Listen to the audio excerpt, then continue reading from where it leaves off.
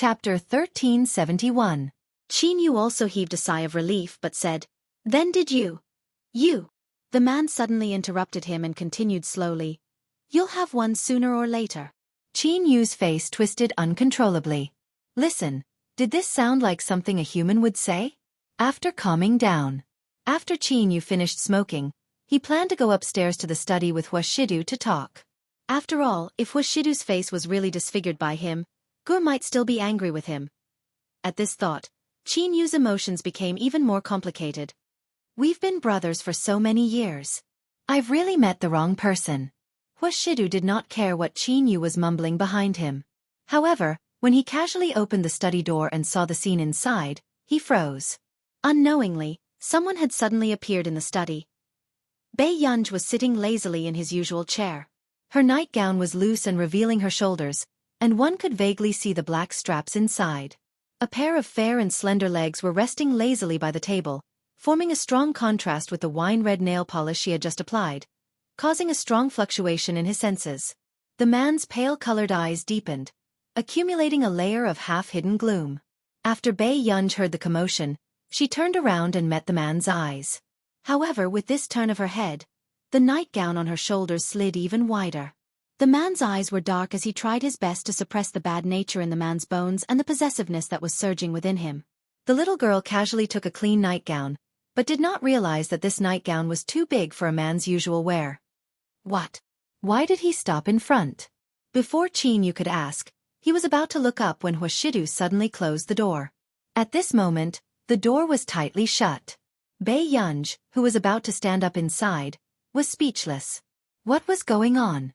Outside the door, Qin Yu said in the awkward silence, "Are you guarding against me like a thief?" Ha! Didn't he know who the thief was? Wuxia restrained the darkness in his eyes and spoke carelessly, but his voice was unusually low and hoarse. "Do you want to pick some wine to bring back?" "Really?" Qin Yu asked instinctively. The wine in the Hua family's wine cellar was priceless. One bottle could be exchanged for a suite in the center of Yun City. Qin Yu regained his senses very quickly and chuckled. "Master Du, are you trying to bribe me with a few bottles of wine?" However, the man licked his lips and looked up at Qin Yu with a smile. "I don't drink much. If you like it, I'll get Sang Su to move it over for you next time." Old Master Hua loved wine when he was alive, so the Hua family had collected a lot of good wine. After Old Master Hua passed away, Wuxia continued to work with the winery. At this moment, when Qin Yu heard this, he could not help but be tempted. "Aren't you being too generous?" Qin Yu's tone softened a lot and he followed Wuxia downstairs silently. But not long after, Bei Yunj, who was in the study, suddenly recalled the scene from just now. She thought she saw a wound on the man's lips. Bei Yunj's eyes darkened. She quickly got up and went downstairs. Qin Yu, who was talking, was halfway through when he suddenly heard a voice coming from the stairs. "I'm looking for you today." "Don't tell me you and Gu." "Wuxia, what happened to your face?" At this moment, the two men sitting on the sofa turned around and saw Bei Yunj walking over with cold eyes. "Jiguer?" Qin Yu was stunned. "Why are you here?" Chapter 1372. However, there was indeed no need to discuss this topic too much. Looking at Bei Yunj's ill-fitting nightgown, the answer was already clear. Bei Yunj only pursed her red lips and walked past Qin Yu, arriving in front of Wuxia. She reached out and touched the wound at the corner of the man's lips, her eyebrows still furrowed. However, the man grabbed her hand and kissed it comfortingly. "It's okay, Yun Yun." "What's okay?" A cold laugh escaped Bei Yunj's throat. Before the man could react, Bei Yunj had already pulled the man over. Then she unbuttoned the man's white shirt. There were bruises all over his body, making Bei Yunj's eyes turn cold. However, Wuxia looked like he was at the mercy of others from the beginning to the end. Qin Yu had lived for so many years, but this was the first time he saw Wuxia indulging others like this. There was a helpless smile in his pale-colored eyes. However, it made one's heart itch. He suppressed his laughter, but it made her ears numb. "Yun Yun, he's still here." Bei Yunj's ears were sensitive to begin with, so she avoided him instinctively. But in the next moment, Qin Yu, who was originally valiant, saw his cold sister turn around. Why are you here? His sister's tone was very calm, but it was not difficult to tell that if Gu knew that he was the one who had injured Huashidu, he might lose this sibling relationship. I came to see him. The man, who was usually unrestrained, said stiffly, not daring to look at his Guer's unfriendly gaze. Qinyu regretted it even more. He should have let Gua live with him back then. This way, his sister would not have to feel sorry for a wild man and would not have to compete with the two at home for favor. Then did you hit him? Bei Yunji's questions were getting sharper and sharper. For some reason, Qinyu did not dare to admit it. When Huashidu received Qinyu's pleading gaze, his thin eyelids moved. He looked at the little girl, who had not been appeased successfully, for a while and suddenly laughed. Yun, go and change your clothes first. This nightgown was indeed not suitable for them to chat like this. Pursing her lips, Bei Yunji went upstairs with a cold aura emanating from her. Seeing this, Qinyu heaved a sigh of relief and felt equally bitter. If his own sister wasn't close to him, he might as well treat her as an outsider. The man suddenly said, "You still want to stay here?" Qinyu. Why did he feel that this person was showing off to him? So what if I'm here? Qinyu leaned against the sofa and pretended to be impressive. However, Huashidu sneered mysteriously. He lowered his head and buttoned his shirt casually. Okay, then when Yun comes down, I'll send you off together. Qinyu almost jumped up immediately and walked towards the door without looking back. Huashidu, this matter is not over. Do you think it's so easy to enter our Qin family? Qinyu was very angry. He accurately grasped the words of the vicious older brother in the prime-time wealthy family drama. It was indeed not easy to enter the Qin family. Other than Qinyu, there were many men in the Qin family. The most troublesome one was probably that President Qin Luyan. Initially, Huashidu wanted to interact with this President Qin in the business world, but Qin Luyan was obviously much more clear-headed than Qinyu. He rejected all the collaborations with the Hua Corporation. He even reminded Huashidu repeatedly about his brotherhood with Qinyu. Unfortunately, Huashidu indeed cherished this brotherhood very much. He even shamelessly used Qinyu's trust to visit the old master of the Qin family often. Chapter 1373. After interacting with him for more than a year, Old Master Qin was already extremely satisfied with Huashidu. Soon, Bei Yunji changed her clothes and went downstairs, only to find that Qinyu had already left. She walked in front of Huashidu and snorted. "You're quite protective of him." Seeing that the young lady was unhappy, Huashidu glanced at the medical kit in her hand. He chuckled unconsciously and took it. "I'm just afraid that it won't be easy to enter the Qin family in the future." Bei Yunji frowned even more when she heard this. Back then, she wanted to fulfill the original owner's wish and knew very well that the original owner could not let go of anything in this life. It was nothing more than the Qin family and her family. As a bystander, she had been reborn in the body of the original owner. From the beginning, she was actually unwilling to stay in the Qin family and help her 3 biological brothers.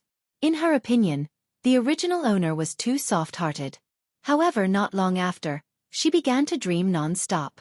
She dreamed of the memories of the original owner yearning for kinship, as well as the days when her brothers had repented and shared weal and woe with the original owner. Bei Yunji seemed to be able to feel how happy the original owner was to have this kinship. Later, when the original owner found out that she had an incurable disease, she did not want to drag them down, so she told Qin Lang coldly that she did not want to be their sister anymore.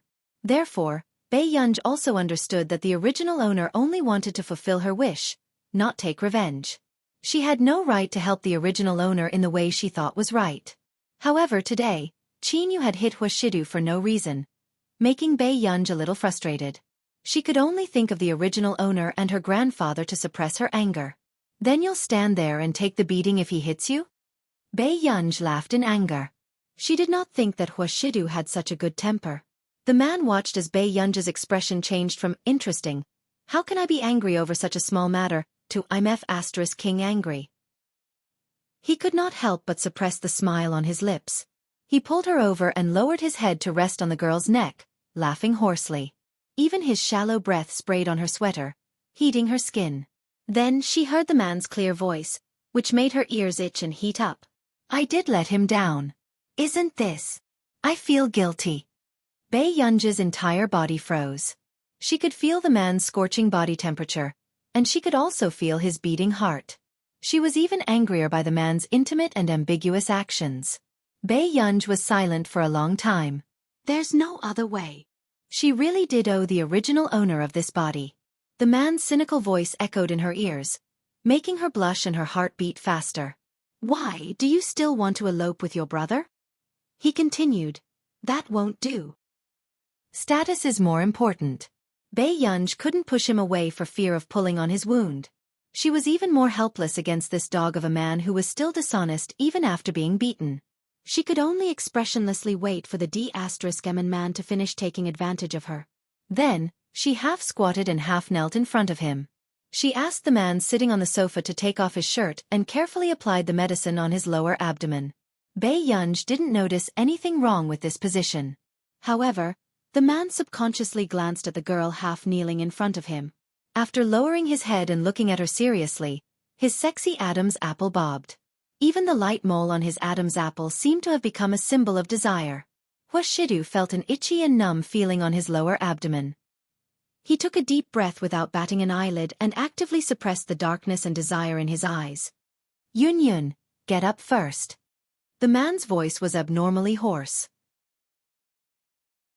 Chapter 1374. For a moment. He did not understand why he wanted to suffer.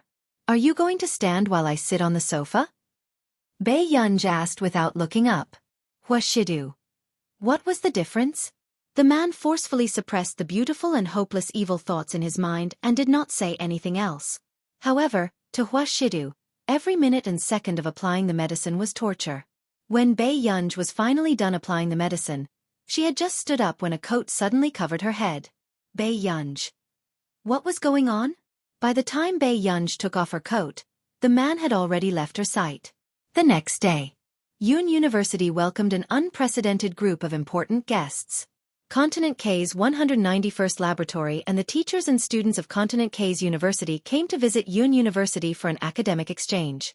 Wang Huiying sat in the first row and watched Yun University's internal competition.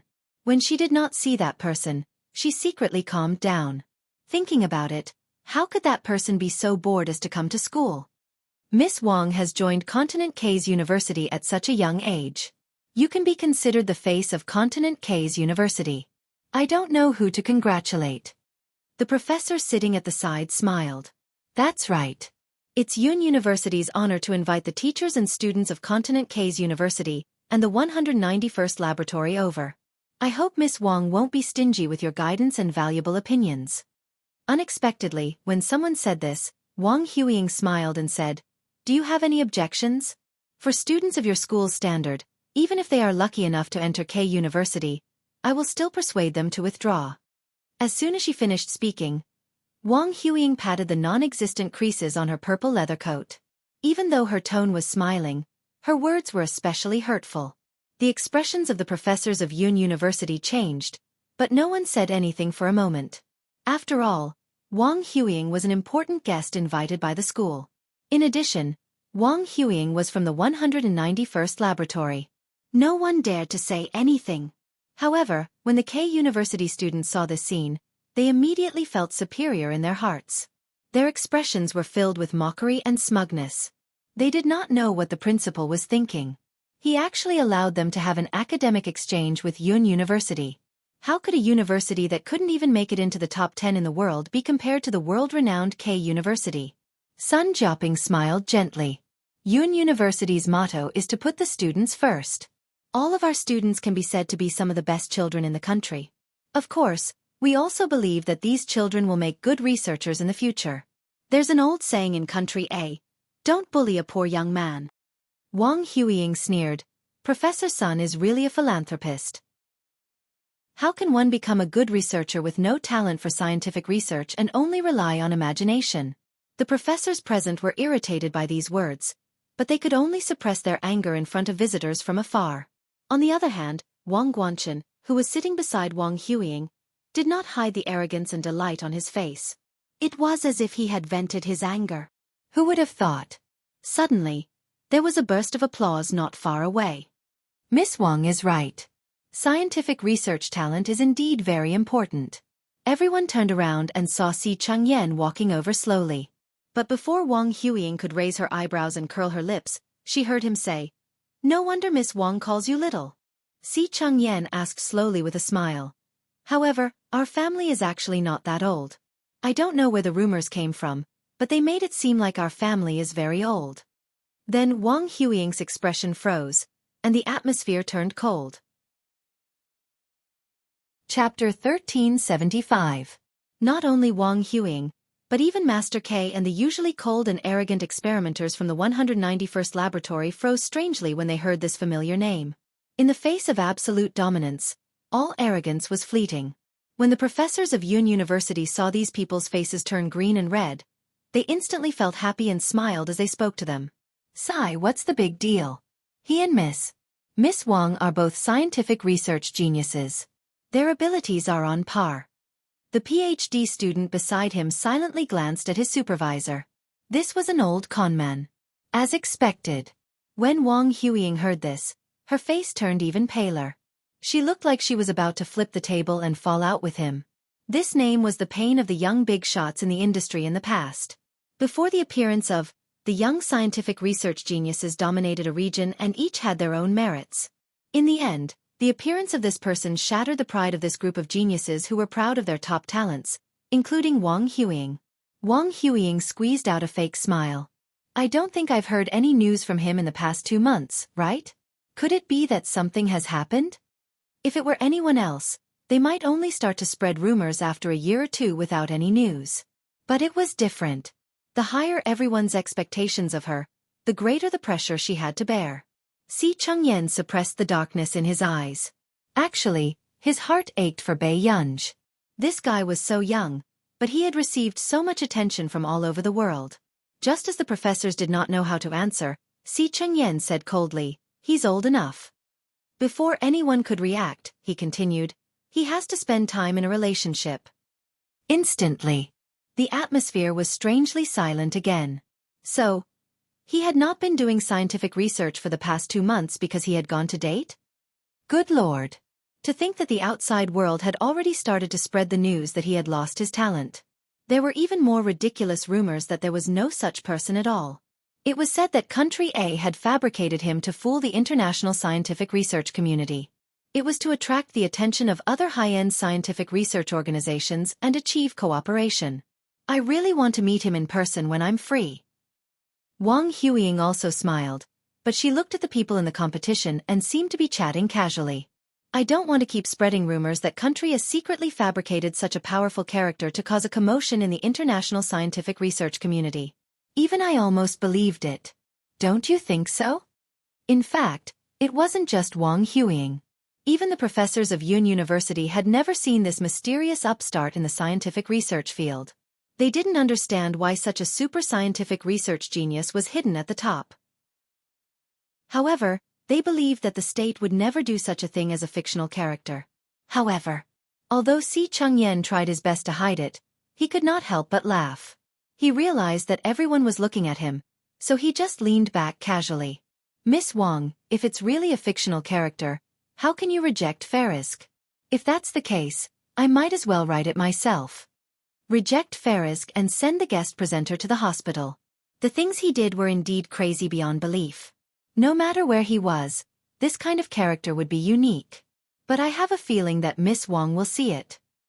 Si Changyan looked at Wang Huiying, his smile not reaching his eyes. "Sister, don't take it to heart. Those flies from Yun University are a bunch of trash."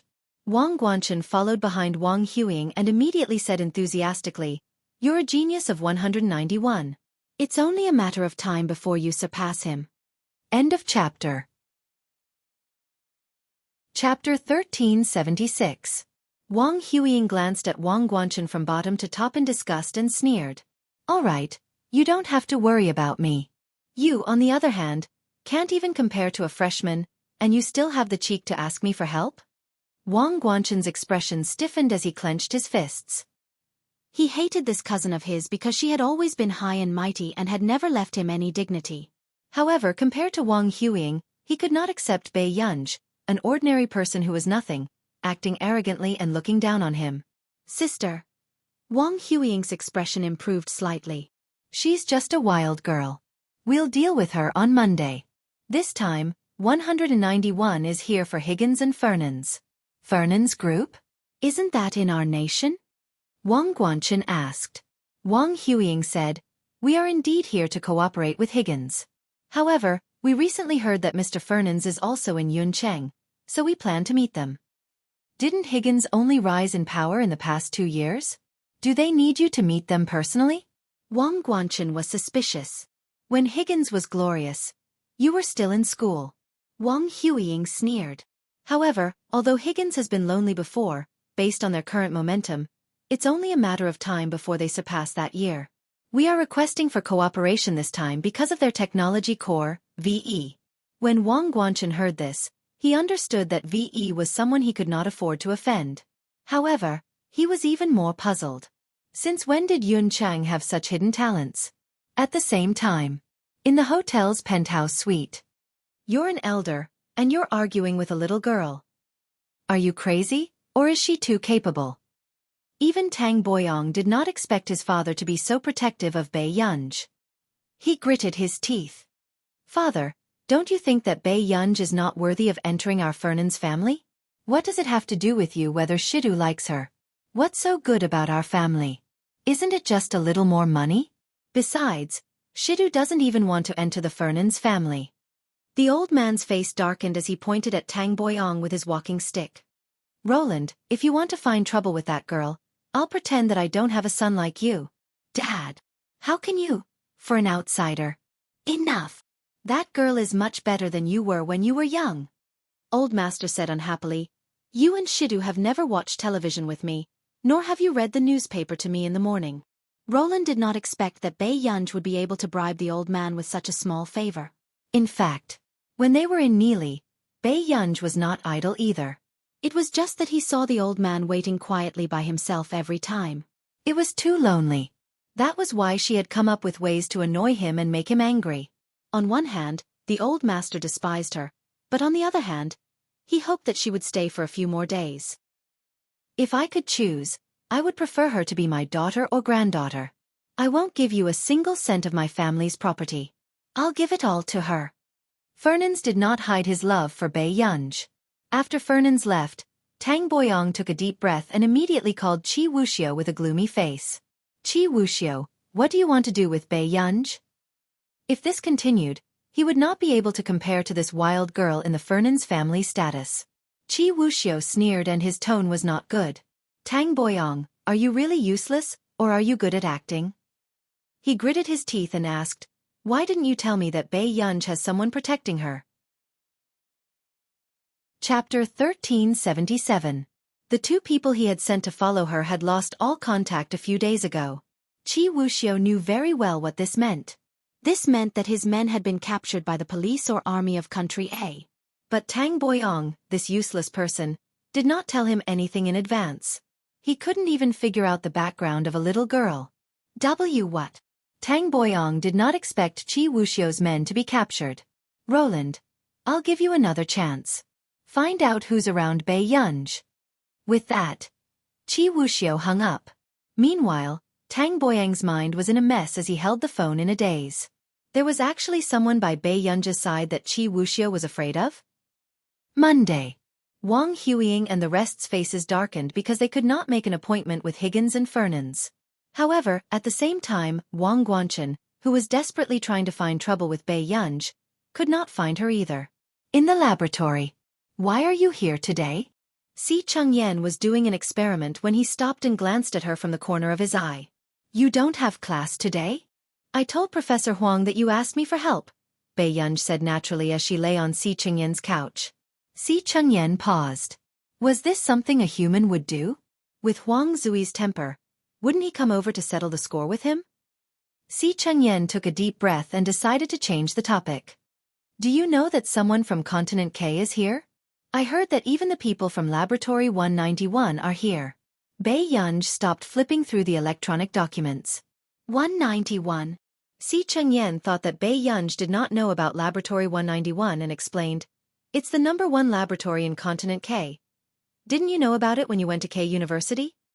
Bei Yunj nodded vaguely. Recently, the people from Laboratory 191 had been chasing her closely, especially the head of the Shi family and Oz. They were afraid that the Wang family would usurp the throne and ask her every day when she would return to Continent K to hold the succession ceremony. At the thought of this, Bei Yunj's eyelids twitched. She decided to avoid the people from Laboratory 191. However, no matter how hard Bei Yunj tried to avoid it, trouble would still come knocking on her door. Noon. Bei Yunj had just eaten with Song Yao in the canteen when a few people suddenly sat beside them. Wang Guanchen placed the plate on the table, crossed his legs and sat beside Bei Yunj, eating in big mouthfuls. Bei Yunj, who have you been hiding from recently? Listen to Yen. Opposite him, Song Yao stopped her chopsticks and looked at Wang Guanchen with a strange gaze. This was the first time she had met someone who dared to provoke Bei Yunj. As expected, she turned around and saw Bei Yunj exchanging glances with her. Bei Yunj said slowly, "Let's talk after dinner." This sentence was obviously directed at Song Yao. Wang Guanchen thought that Bei Yunj was afraid of him and was tactfully giving in to him. "Sure, but classmate Pei, remember what you said. Don't hide from me." The arrogance on Wang Guanchen's face made the corners of Lu Yuanxi and Chu Zhixing's mouths twitch.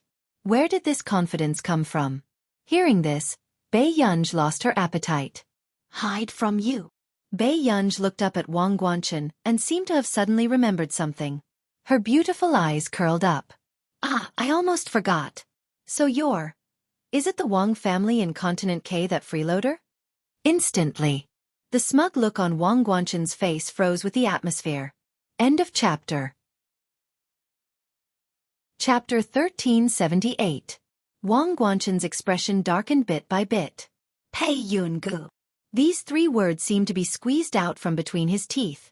Bei Yunj slowly raised his eyebrows and continued to add fuel to the fire.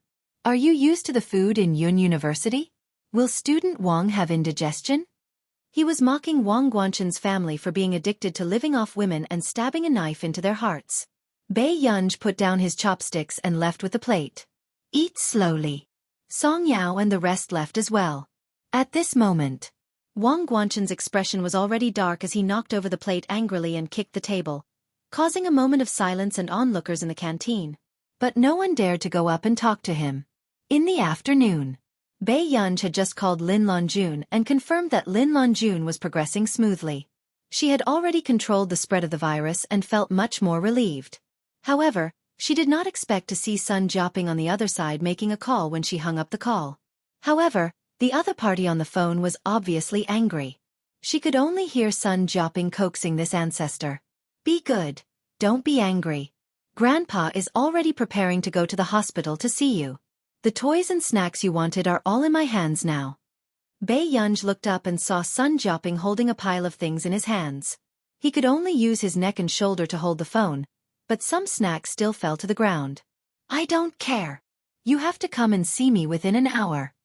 The person on the other end of the line said angrily in a childish voice before hanging up the phone. At this moment, Sun Jiaping staggered and the glass bottle of milk he was holding fell. His expression changed. Just as his mind was in a mess from anxiety, a fair and delicate hand caught the milk steadily. Sun Jiaping heaved a sigh of relief. When he looked up and saw Bei Yunj, he immediately smiled and said, "Student Pei, thank you so much." "Why is Professor Sun carrying so many things?" Bei Yunj picked up the toys from the ground.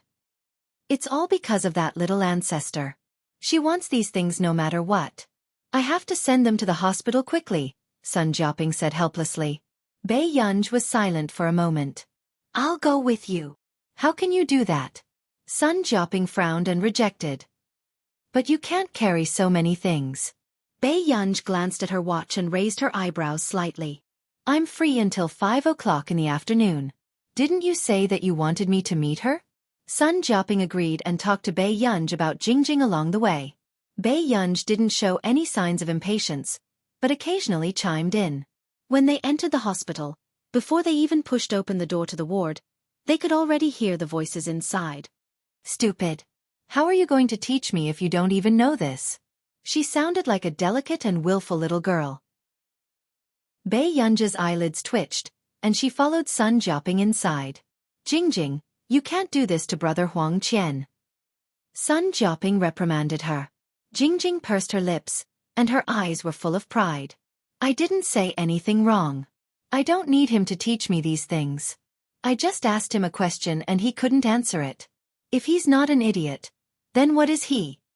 The little girl was indeed very smart, probably because of her father's excellent genes. Huang Qian, who was next to her, was extremely embarrassed. He exchanged glances with Bei Yunj and recognized Bei Yunj. Hello, Junior. Bei Yunj nodded as a greeting. Under Sun Jiaping's hospitality, she just sat by the side and played computer games. When Jingjing saw that Bei Yunj didn't even look at her, she was inexplicably angry. P.S. 3 more chapters. Chapter 1379. Jingjing sulked and played with the Rubik's Cube. When Sun Jiaping went out to get the medicine, Huang Qian also went out to avoid him. Thus, he could only let Bei Yunj stay. Jingjing is smarter than her father. It's my fault for not teaching her well. She has no manners at all, Sun Jiaping said apologetically. Huang Qian shook his head awkwardly. Sister Jingjing is smart. I really don't have anything to teach her. Sun Jiaping was also worried. It's good to be smart. No one can control her. She's lawless. In the past, when Jingjing's illness was not serious, he had also hired a teacher to teach her. In the end, they all retreated with pale faces and even returned the deposit. When Huang Qian heard this, he remembered that Bei Yunj was looking after Jingjing. He began to worry nervously. Would Junior Pei be tormented by this little princess who deliberately made things difficult for her? At the same time, the ward was completely silent. Jingjing could not take it anymore and started to lose her temper. You're all idiots. Bei Yunj's eyelids twitched. She just glanced at her indifferently and continued with her work. Jingjing was speechless. For the first time, she realized that her aggression was so weak. Jingjing said, only idiots play computer games every day. The aggressiveness of this sentence was even more obvious. Indeed, it attracted Bei Yunj's attention. However, when Bei Yunj's eyes really landed on her, the little girl knew that she was afraid. It was as if someone who did not like to bother with the little rascal was provoked one day. When Jingjing saw Bei Yunj walk over, she slowly picked up the test paper on the table. What?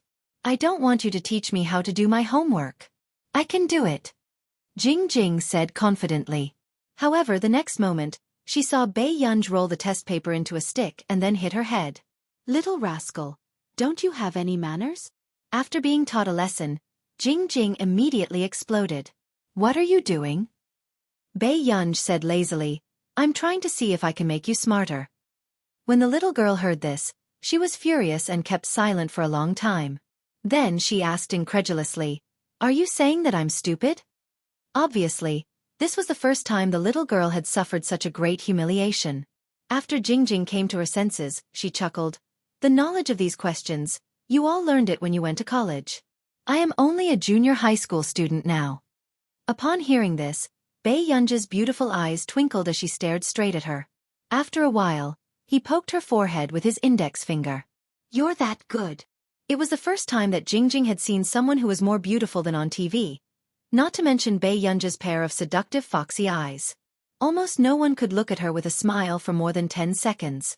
In an instant, his face turned red. You! Jingjing pursed her light pink lips, and her small hand could not help but grab the small quilt. She said in a fierce voice, Grandpa said that my illness will be cured, and I will become a very powerful researcher. She looked up at Bei Yunj and said, Everyone will treat me well and protect me. I'm a genius that everyone is fighting for. In the past 2 days, there were indeed people who understood the situation. They called and prepared to transfer Jingjing to the military hospital. Really? Why do geniuses need to be protected? Bei Yunj's words made Jingjing pause for a moment. She was speechless for a moment. Because, child, if someone protects you at all costs, it is not because you are very powerful, but because you carry the hopes of many people. Bei Yunj smiled and pinched her cheek as a punishment. Chapter 1380. Jingjing was also inexplicably afraid of this strange person. The person in front of her was different from Sun Jiaping's former students. She was not easy to deal with and was not easy to understand. No, as a researcher, You will be respected by many people and have a lot of money to spend. Brother Tang Cheng went to country R and has endless money to spend. Jingjing's eyes were full of desire. As long as I grow up, I can support Grandpa. Grandpa won't have to be talked about by those students behind his back. Professor Sun won't go to country R. Bei Yunj began to peel the apple slowly. Why? Jingjing stared at Bei Yunj with resentment in her eyes. Professor Sun's father was detained abroad for 10 years. In the end, he sneaked back to China. After Bei Yunj finished speaking, Jingjing thought Bei Yunj would hand her the peeled apple, but she saw Bei Yunj eating it by herself. Jingjing. You have time to drive people away, but you don't have time to get yourself an apple? After saying that, Bei Yunj went out to answer a phone call. She didn't do anything, but she had the hot-tempered little girl under control. Bad woman. Jingjing was very angry. She seemed to have suddenly thought of an idea, and her eyes were shining. After a while, Bei Yunj returned to the ward and found that the person on the bed was gone. This little girl needs to be taught a lesson. Downstairs, Jingjing avoided the crowd and breathed the fresh air in the garden. While the security guards were not paying attention, she quickly ran out of the hospital. How is she good? How can she teach me a lesson? Jingjing thought that Bei Yunj might be scolded by Sun Jiaping because she went missing. She immediately felt relieved. Let Bei Yunj teach her a lesson. However, Jingjing jumped to the roadside stall to buy snacks, but she didn't notice that someone had been following her for a long time. When she walked to a place where there was no one, she suddenly heard a voice behind her. Jingjing. Hearing this familiar voice, Jingjing suddenly turned pale and dropped the chocolate ice cream she secretly bought. It seems that Sun Jiaping, that old fart, has raised you well. A ruffian youth with 2 burly strangers beside him. But I'm still your cousin. How about you go back and have a chat with your cousin? Go away. Jingjing took a step back. Her eyes were red. If it weren't for Sun Jiaping, Jingjing would have been sold by this rogue cousin who only knew how to drink and gamble. How long can that old fart take care of you? Xiang Jing, don't forget your surname just because your parents are dead. You don't know what's good for you. See how I'll deal with you. The young man's face darkened, and he stepped forward to grab Xiang Jing. You really don't know what you are, do you? The young man had just pushed Xiang Jing to the ground and grabbed her collar, wanting to teach her a lesson. Suddenly, a voice sounded around them. Yo, it's quite lively here. Xiang Jing's eyes were filled with fear and tears. When she heard the voice, she turned her head hopefully, but she didn't expect it to be Bei Yunj. Who are you? I'm warning you, don't meddle in other people's business. The young man was on guard and grabbed Xiang Jing's collar. He wasn't so stupid that he couldn't be saved. He could see that the sloppy person in front of him was more or less dangerous. I'm looking after this child. Now I have to take him back to report. Bei Yunj looked at his watch and said slowly. One of the people on the other side was stunned. He said greedily, Brother Xiang, the watch in that woman's hand seems to be worth tens of millions. Chapter 1381. Really?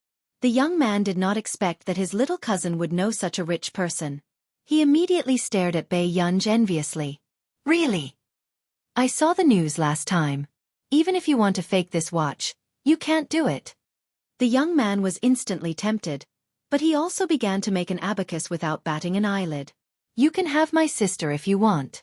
As long as you give me that watch, I won't disturb her in the future. What was a watch? This woman was so rich. If he kidnapped her, wouldn't he be able to get a few 100 million yuan? When the time came, he would take the money and hide abroad. Who would be able to catch him? Okay. Bei Yunj agreed very easily, but Xiang Jing stared at Bei Yunj with red eyes. Turn around now, take off the watch, raise your hands, and kneel down. Do you hear me? The young man pointed at Bei Yunj and ordered her arrogantly. When Bei Yunj heard this, the corners of her lips curled up lazily. The next moment, Bei Yunj turned around calmly, lowered her head, and began to take off the watch slowly. This action was slow and pleasing to the eye, but the 3 hooligans could not wait any longer. They could not help but sneak behind Bei Yunj. Hurry up! Raise your hands and kneel down. Jing was shocked by this fierce voice and her whole body trembled. She blamed herself and tears fell down her face. Sister! Then, Xiang Jing saw Bei Yunj holding the watch that she took off with one hand, lazily raising both her hands as if she was surrendering, and slowly half-kneeling down on one knee. However, just as the other party's eyes were greedy and fierce, and they wanted to take the opportunity to snatch the watch and kidnap Bei Yunj, a cold and ruthless look flashed across Bei Yunj's eyes, as if she had sensed the movement behind her. Before the others could react, Bei Yunj suddenly turned around and quickly swept her leg towards the other party's head. Then, she grabbed the other person's collar with one hand and kneed his abdomen. His movements were smooth and fluid, all done in one go. Before the others could react, they saw Bei Yunj pull out a cold dagger from his waist and point the tip of the dagger at the person beside Xiang Jing. Her eyes were cold and she asked leisurely, "What should I do? Do I regret it again?" However, at this time, the three people's legs were already weak and their backs were cold. They had bullied the weak and feared the strong, but this was the first time they met with such a hard nail. "You, what do you want?" Bei Yunj's tone was quite gentle as she smiled. "Nothing. I just want to remove some obstacles for our harmonious socialist path." But compared to a normal threat, this sounded even more frightening. "Don't come over." After the three strong-looking men finished speaking, they were scared out of their wits and staggered away. Calm. She turned her head instinctively. She saw Bei Yunj slowly pick up a thick and long branch from the side.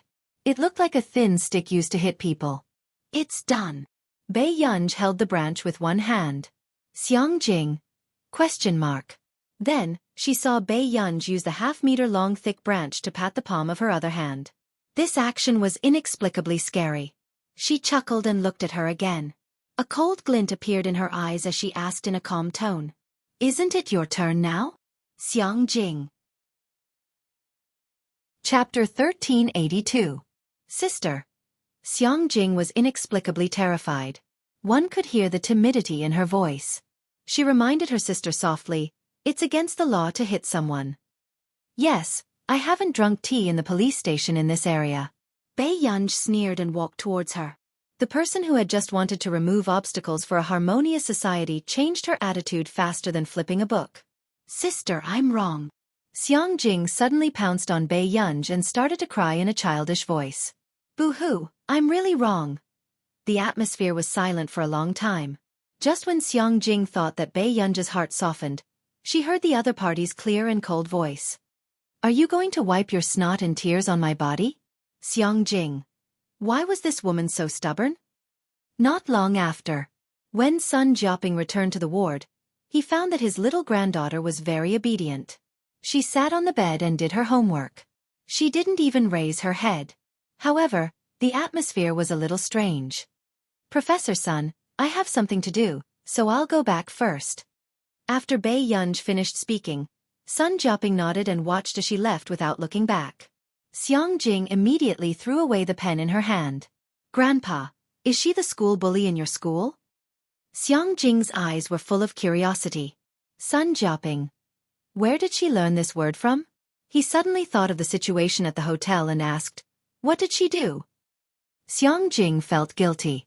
She didn't dare to say that Bei Yunj helped her teach the bad guys a lesson when she ran out blindly. "It's just that. I think this sister is very powerful." Sun Jiaoping and Huang Qian were very surprised. Xiang Jing had been arrogant since she was young. Other than Sun Jiaoping, she was arrogant and rude to everyone.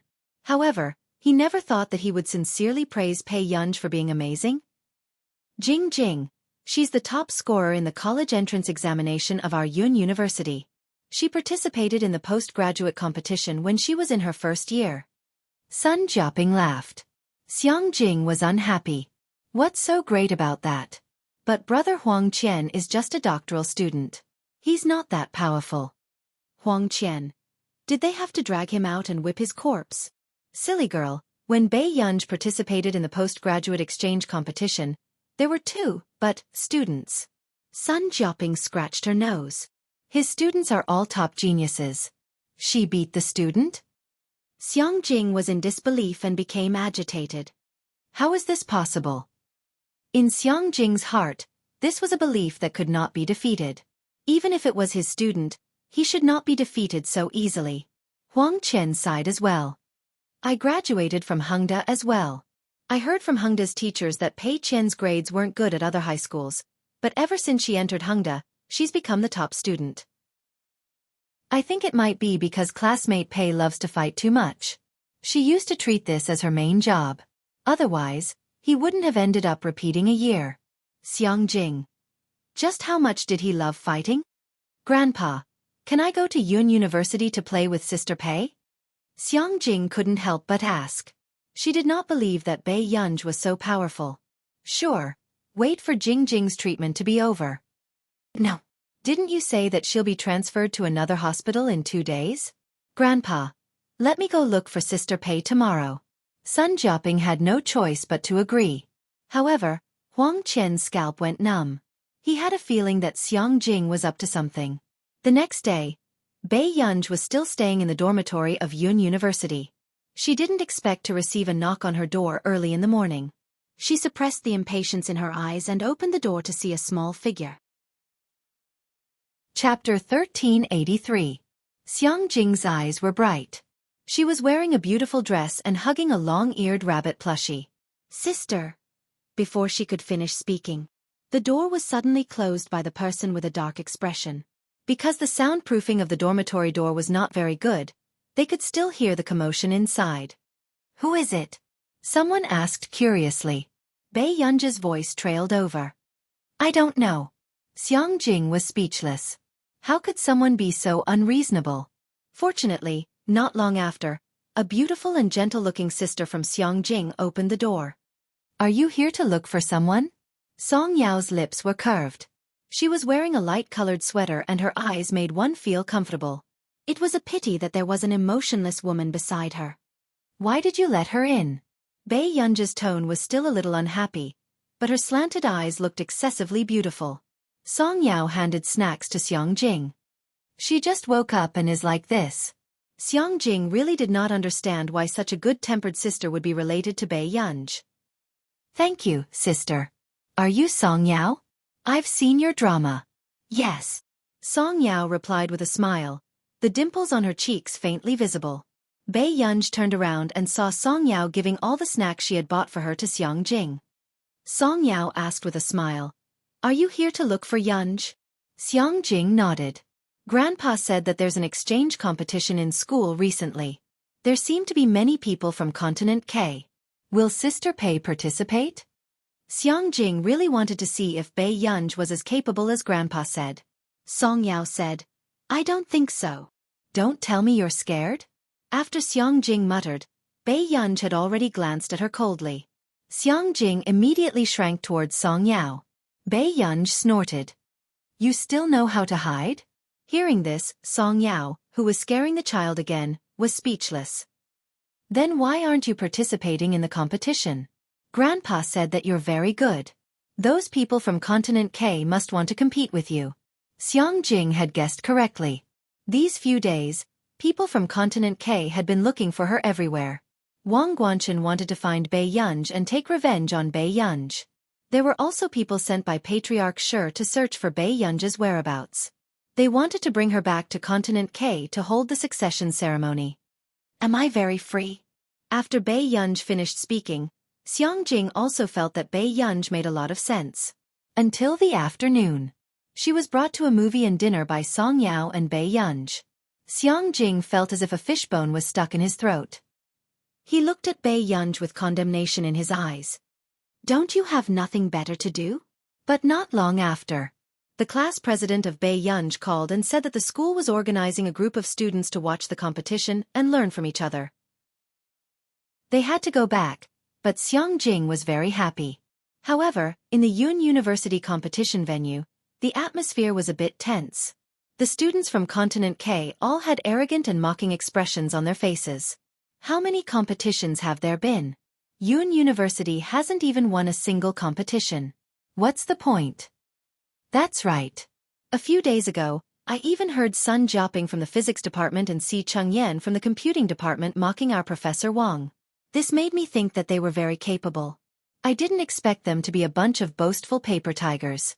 The students of K University deliberately raised their voices to mock them so that many people could hear them clearly. The students of Yun University had always been the top students that others called top students.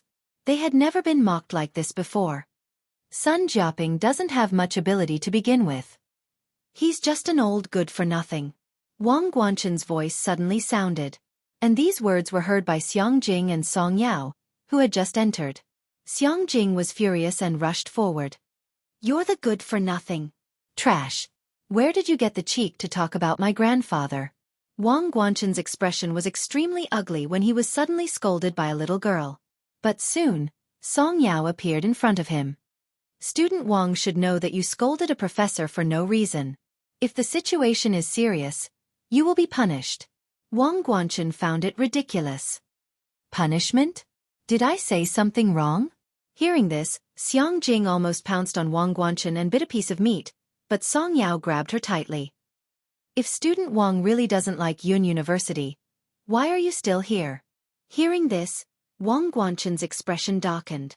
Song Yao, you're really no different from Bei Yunj. Do you think Bei Yunj can protect you? Let me tell you, she will be completely finished this time. So will you. After Wang Guanchen laughed coldly, he said to Mr. K, ignore that old man. It's more important for you to win the competition. Guanchen, I thought you had a good relationship with the people from Yun University. I didn't expect you to be on our side, K University's student teased. My sister is your professor. Who can compare to my sister? Wang Guanchen raised his chin and went to K University's resting area. I know my grandfather is hated by many people. Xiang Jing lowered her head and bit her lip. But it's all because of me. If it wasn't for her treatment, Sun Jiaping wouldn't be thinking about how to earn money every day. Jingjing, that's why you have to grow up well. Song Yao rubbed her head again and smirked. Don't worry, Yun University will win the next competition. Jingjing looked up at Song Yao and then at the competition stage. This time, it was the computing department. Jingjing's eyes widened when she saw someone. Jian Shi. Jian Shi was a famous genius in the computing department. Not only Jingjing, but everyone else was also excited when they saw Jian Shi. When Jian Shi was in Yun University, she could be said to be the tyrant of the computing department. When did Senior Jian come back? Everyone was overjoyed. Even Cheng Zihuai, who was participating behind Jian Shi, was completely overshadowed. It's good that she's back. I want to see if the students from K University are so capable. It's true if they can win against our senior Jian. Wang Huiying noticed the cheers and glanced at Jian Shi with a frown. Who is that person? The people from Yun University seem to like her a lot. Wang Guanchen paused. Why is she back?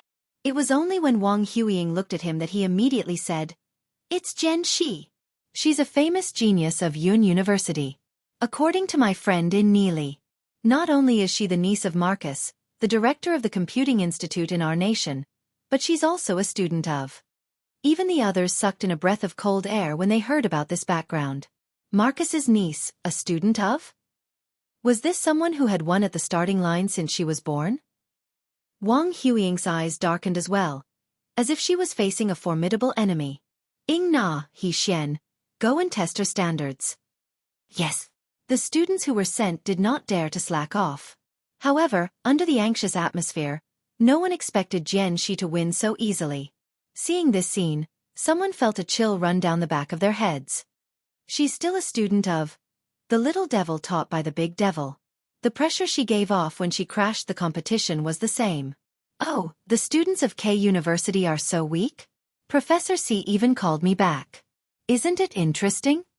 Jian Shi was not someone who would forgive others, especially after being instigated by Si Chengyan, who said that the people of K University were finding trouble with her teacher every day. Chapter 1384. Jian Shi patted her skirt. Hurry up, don't waste time. I still have homework from the teacher.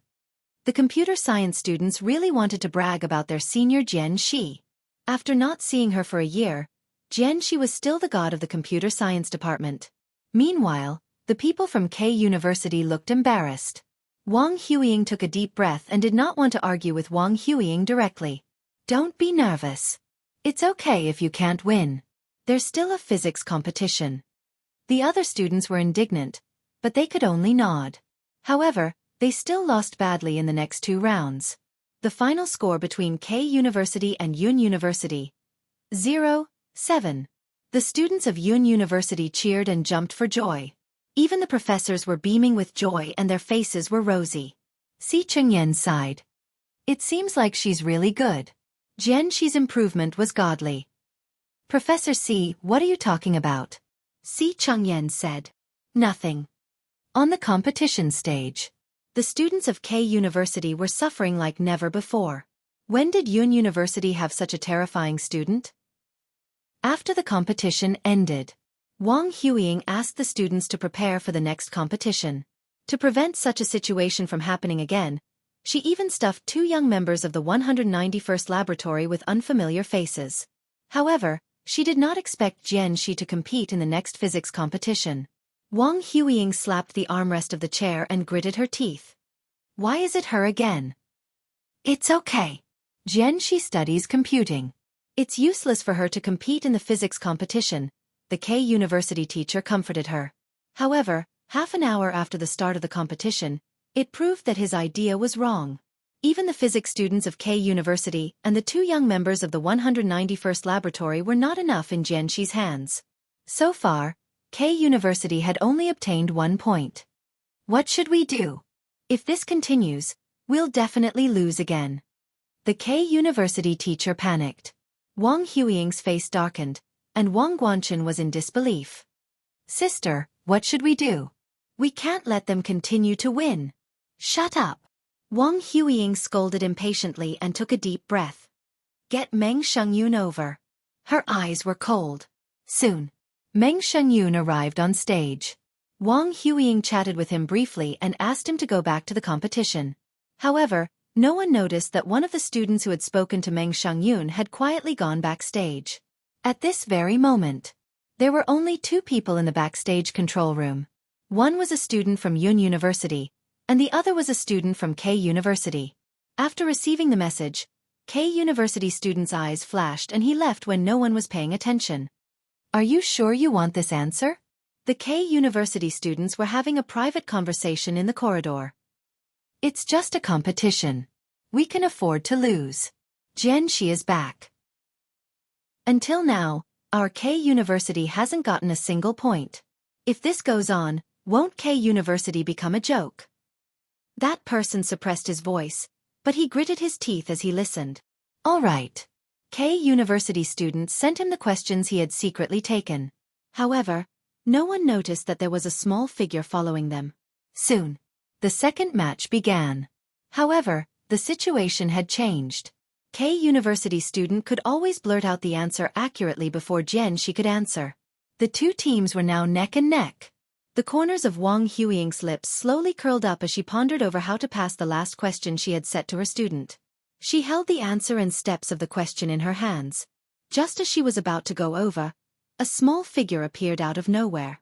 Wang Huiying frowned in pain, but she quickly realized that Xiang Jing was picking up the note on the ground. Her gaze was cold as she stepped on Xiang Jing's hand with her high heels. What are you doing? Chapter 1385. Xiang Jing's face was pale from the pain and she could only look up at her stubbornly. You cheated. You're cheating. I saw it. Wang Huiying's gaze turned even colder, but she exerted more strength under her feet. She asked with a smile, What nonsense are you talking about? Professor Wang. Song Yao's voice sounded and her usually gentle eyes lost their warmth. She looked at Wang Huiying, who was stepping on Xiang Jing's hand expressionlessly. Xiang Jing suddenly screamed. Her face was pale, but she insisted on not letting go of the note. Song Yao pursed her lips. Professor Wang, I'm sorry. With that said, Song Yao suddenly pushed Wang Huiying. Wang Huiying's expression changed. If it wasn't for the person supporting her from behind, she would have fallen to the ground. Song Yao, what are you doing? Wang Guanchen's face was dark and ruthless as he stared at her with his hawk-like sharp eyes. The note. Before Xiang Jing could be happy, someone appeared behind her and suddenly took her away. What are you all arguing about? The dean of K University tore the note into pieces and reprimanded with a cold expression. Are the students of Yun University so unreasonable? It's you. You're cheating. Xiang Jing could no longer suppress the grievance and anger in her heart. Tears fell as she pointed at them. Shameless! You beat us by cheating. Song Yao wanted to take Xiang Jing to the infirmary, but Xiang Jing refused to listen. Sister, they're cheating. This group of people are cheating. Zhou Guanchen suddenly mocked. Oh, I was wondering who it was. Isn't this Professor Sun Jiaoping's granddaughter? Hearing this, Wang Huiying only glanced at Xiang Jing and walked in front of Song Yao. She stared at her and said calmly, Song Yao, right? I want to see if you can continue to stay here. With that said, Wang Huiying turned around and left. However, Wang Guanchen laughed coldly and actually walked in front of Song Yao. He raised his hand and suddenly slapped Song Yao. At this moment, even the Yun University students beside Wang Guanchen froze. This was Song Yao. Was it all right for Wang Guanchen to provoke Bei Yunj like this? B***tch, how dare you hit my sister? After saying this, Xiang Jing couldn't help but get angry. She suddenly grabbed Wang Guanchen's hand and bit it hard. Wang Guanchen didn't hesitate. His face turned ferocious and he wanted to slap Xiang Jing too. However, Chu Zhixing and Lu Yuanxi, who had just arrived, immediately stopped him. What the hell? Are you hitting a child here? Lu Yuanxi's eyes were cold. When his eyes met the slap on Song Yao's face, he froze. Sister Yao, your face. After all, it was the strength of an adult man. Song Yao could not stop him at all. Everything happened too suddenly. After Song Yao regained her senses, she could only ask, Can you send Xiang Jing to the infirmary? F***ck, he even hit a girl? Lu Yuanxi was furious. But in the next moment, a voice sounded not far away. What are you guys doing? I asked you to buy something for me. Are you avoiding me? Bei Yunj chewed her gum and looked at Lu Yuanxi and Chu Zhixing, who were standing out in the crowd, with a faint smile. Lu Yuanxi couldn't suppress his anger and asked with a fake smile, Bei Yunj, your Tian has been bullied and you're still asking me for food? However, the meaning of this sentence in the ears of the couple fans was, Your wife has been bullied and you still have the cheek to eat? Just as expected. The casual smile on Bei Yunj's face disappeared and her eyes seemed to be covered with a layer of coldness as she walked quickly in front of them. When Bei Yunj saw the red mark on Song Yao's face, the anger in his eyes could not be suppressed and he suddenly asked with a smile, Who the F***ck hit you? Chapter 1386. It was almost everyone's first time hearing Bei Yunj scold her like this and they were quite angry. Bei Yunj turned around and glanced at everyone. Her faint smile made people's scalps turn numb. What do you mean? Do you think I'm dead? Yunj. Song Yao grabbed Bei Yunj's hand, but struggled free silently. Bei Yunj walked in front of Wang Guanchen. Is that you? Wang Guanchen was still reckless and arrogant. What's wrong? She was disrespectful to my sister just now. Before he could finish speaking, Bei Yunj suddenly raised her leg and kicked him in the chest. Wang Guanchen was like a broken kite as he flew back 1 to 2 meters. Then his face turned pale and his expression was ferocious as he clutched his chest in pain. It was obvious that he did not expect Bei Yunj to be so daring. Student Wang? I think I'm starting to like you a little. Bei Yunj looked down carelessly and snorted. She walked over and squatted down, patting his face lightly. I like you so much that I'm starting to think about which cemetery in Yuncheng you should lie in. There was a unique friendliness in her clear voice, but it made people's hair stand on end. Someone come quickly.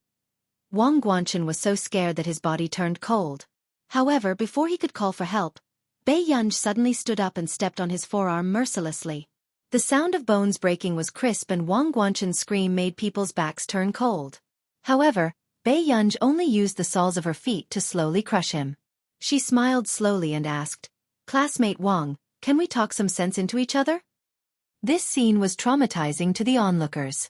Was there someone who broke someone's hand while asking if they could be reasonable? At this moment, even Xiang Jing could not help but look at her injured hand, then at Wang Guanchen, who was not far away. Her scalp turned numb. She suddenly realized how arrogant she had been in front of Bei Yunj in the past, testing the edge of danger. Won't sister be expelled? Chu Zhixing and Lu Yuanxi stopped Song Yao and did not let her see this bloody scene. Chu Zhixing nodded. If you drop out of school, you'll be forced to inherit billions of assets. Xiang Jing.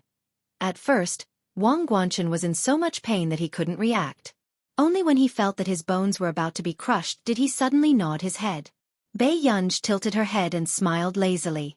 She continued, "Actually, I usually break one of Miss Song's hands if someone touches her face. Tell me, how should I greet you?"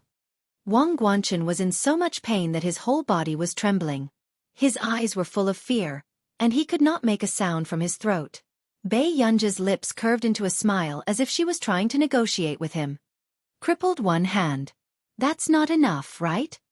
When the surrounding people saw this scene, no one dared to intervene. Everyone knew that they could touch anyone in Yun University, but not Song Yao. Besides, many people in school had a good impression of Song Yao, to the extent that there were even some students who coincidentally blocked the scene in the name of being spectators. When Wang Huiying heard the news, Wang Guanchen was almost beaten to death. Professor Wang. Bad news. A student from Yun University hit Brother Chen. What? Wang Huiying's expression changed. She threw the glass of water on the table and rushed over. Who's courting death? How dare they hit someone from the Wang family in broad daylight? Wang Huiying looked at the dense crowd and gritted her teeth. Get lost. Chapter 1387. When Wang Huiying pushed through the crowd, Bei Yunj had a baseball bat in one hand and a baseball in the other. The baseball bat was still pressed against Wang Guanchen's back. Are you crazy? Who did this? How dare you touch someone from the Wang family? After Wang Huiying finished speaking, she stared at Bei Yunj's back view gloomily. She didn't recognize any familiarity. Miss Wang, you're here? When she heard this familiar voice, Wang Huiying froze. Then, she saw Bei Yunj slowly turn around. It's you. Wang Huiying's pupils shrank. Her anger dissipated instantly and was replaced by fear. She shook her head crazily and said, Impossible. You're not a student of Yun University. I've never seen you in the computer science department. Who said I'm in the computer science department? Bei Yunj kicked Wang Guanchen slowly in front of her. He looked unscrupulous and said, Didn't your good brother tell you that I'm in the physics department? What? Wang Huiying's face turned pale. The people around them were even more confused. No one could understand the situation. Professor Wang, who had always been arrogant, seemed to be an old acquaintance of Bei Yunj. It was obvious that Wang Huiying was afraid of Bei Yunj. Sister, when she heard Wang Guanchen's voice, Wang Huiying calmed down and said, Bei Yunj, you're just a student. How dare you hit someone? You're a professor, so you can step on a child's hand? Lu Yuanxi mocked. Bei Yunj looked at Xiang Jing and saw that her hand was injured. Wang Huiying, you're capable now, aren't you? Bei Yunj's voice was ambiguous, but it made people feel fearful. Wang Huiying was also inexplicably afraid. She took a step back and swallowed her saliva. Bei Yunj, you don't do anything rash. Wang Huiying was saved by the arrival of the principal of Yun University and a few professors. What's going on here? I heard that there's a fight here? The principal looked at the scene and met Bei Yunj's harmless eyes. All right. He knew who it was. The principal took a deep breath. Bei Yunj, are you fighting again? Bei Yunj said lazily. Am I fighting? Everyone present was silent. The principal pointed at Wang Guanchen on the ground. What's wrong with him? Student Wang, are you fighting with me? Bei Yunj looked at him indifferently and asked. The crowd was strangely silent. Indeed, he didn't. Wang Guanchen didn't even have a chance to fight back. How could it be called a fight? Wang Guanchen had been beaten half to death. Under Bei Yunj's gentle gaze, his words were stuck in his throat. Bei Yunj was the best at using violence to curb violence. Bei Yunj, don't be too arrogant. Wang Huiying was so angry that her whole body was trembling. She wanted to rush up and tear Bei Yunj apart. Professor Wang, please calm down. The principal's temples were throbbing as he pointed at Bei Yunj. Bei Yunj, do you know how wrong it is to hit someone? Principal, it was Wang Guanchen who hit me first. That's why this happened. Song Yao walked out and openly revealed the bright red palm mark on her face. She pursed her lips. If the school wants to punish Bei Yunj, then I'm her accomplice. The school was already having a headache because of this matter, And after hearing Song Yao's words, it became even worse. Suddenly, the restless person by the side even held Song Yao's hand brazenly. She turned around and smiled lazily. "It's so touching, Tian Tian." Song Yao was speechless. Chapter 1388. The atmosphere changed inexplicably. The students at the back all had excited expressions on their faces that said, "I can King get it." The principal's expression darkened. "What are you doing?" Song Yao wanted to break free, but she could not break free from Bei Yunj's hand. This person was an expert at acting shamelessly. "Bei Yunj, come back to the principal's office with me now." With that said, the principal turned around and got someone to help Wang Guanchen up. He asked Wang Huiying and her brother along the way. However, he did not expect Bei Yunj to suddenly pick up the baseball. In the next second, she threw the ball in her hand upwards and swung the bat. It shot towards a certain direction swiftly and accurately. Suddenly, Wang Huiying screamed miserably. She was already holding her swollen and trembling hand as she gritted her teeth and looked at Bei Yunj. "That's enough, Professor Wang. You don't have to apologize this time. I'll take back the interest." Bei Yunj casually placed the baseball bat on her shoulder and raised an eyebrow. Her eyes were playful and cold, but she was indescribably high-spirited. Wang Huiying was so angry that her body was trembling, but her hand hurt so much that she broke out in cold sweat. "Professor Wang, go and deal with it first." The principal was already numb as he looked at Bei Yunj expressionlessly. It was not that he had never seen a troublemaker, but this was the first time he had met someone who would be more aggressive the more they were against someone with a bad status. "Bei Yunj, go to the principal's office and wait for me now. Don't think that I can't do anything to you just because Director Lin went to our nation." The principal was furious and pointed in the direction of the principal's office. Okay. Bei Yunj answered perfunctorily and walked towards the principal's office. "Yunj." Song Yao grabbed Bei Yunj's hand and frowned. If Wang Huiying insisted on this matter, Bei Yunj would not be able to get away so easily. "Don't worry about me. Go and apply it on your face when you're free." Bei Yunj glanced at the red mark on her face and was still a little angry. She was puzzled. She had treated this fellow like an ancestor for such a long time. He couldn't possibly be a bun, right? She suppressed her emotions and suddenly reached out to smooth Song Yao's eyebrows. Her eyes curved. "All right, I'm fine." After Bei Yunj left, Song Yao pursed her lips, her eyes dark. Meanwhile, Lu Yuanxi had just finished his call and said to Song Yao, "It's okay, Yao. My family has some connections with Confederate 191. I've already gotten someone to help." The headmaster's office. Before the principal came, he had already asked the students about what had happened. He knew that Bei Yunj did not cause trouble on purpose. But she did it in front of the whole school. She was simply reckless. "Bei Yunj, do you know that you were wrong?" "Got it." The principal felt even more aggrieved. There was no psychological burden for this person to admit his mistake. Moreover, according to the personalities of the three brothers of the Qin family, they might not come to school to deal with Bei Yunj. They might even come to school to protect their sister. The principal felt suffocated at the thought of that scene. Suddenly, someone knocked on the door and barged in. "Principal, bad news. Student Wang just left the school and was beaten up before she entered the hospital." She was already injured and she was still beaten up? The principal looked at Bei Yunj instinctively with a suspicious expression. Bei Yunj said, "If you think that way, I can't help it." The principal was speechless. All right, then it wasn't Bei Yunj who got someone to do it. At this moment, Wang Huiying also pushed open the door angrily. Her hand was already bandaged. Her expression was dark. "Principal Xiang, aren't you going too far? Can a student lay her hands on a professor from another school?" Chapter 1389. Wang Huiying was anxious to make Bei Yunj pay the price, so she did not go to the hospital. Instead, she watched Wang Guanchen get into the car. She did not expect that someone would dare to hit Wang Guanchen on the road. Even the car that sent Wang Guanchen to the hospital was destroyed. "Professor Wang, don't worry. We will deal with this matter," the principal said hurriedly. "Deal with it? Make her drop out of school?" Wang Huiying looked at Bei Yunj with sarcasm in her eyes. "Professor Wang, This is my fault for not teaching my students well.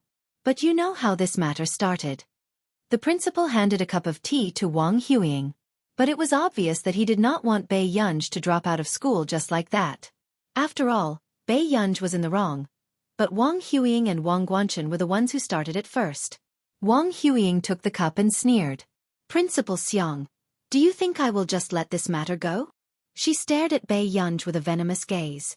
If your school does not deal with this properly, I will report this matter to the higher-ups. Hearing this, the principal's face turned serious. He knew that if this matter was spread, it would be a threat to Bei Yunj. He could only ask Bei Yunj to contact her parents first. Bei Yunj, call her parents.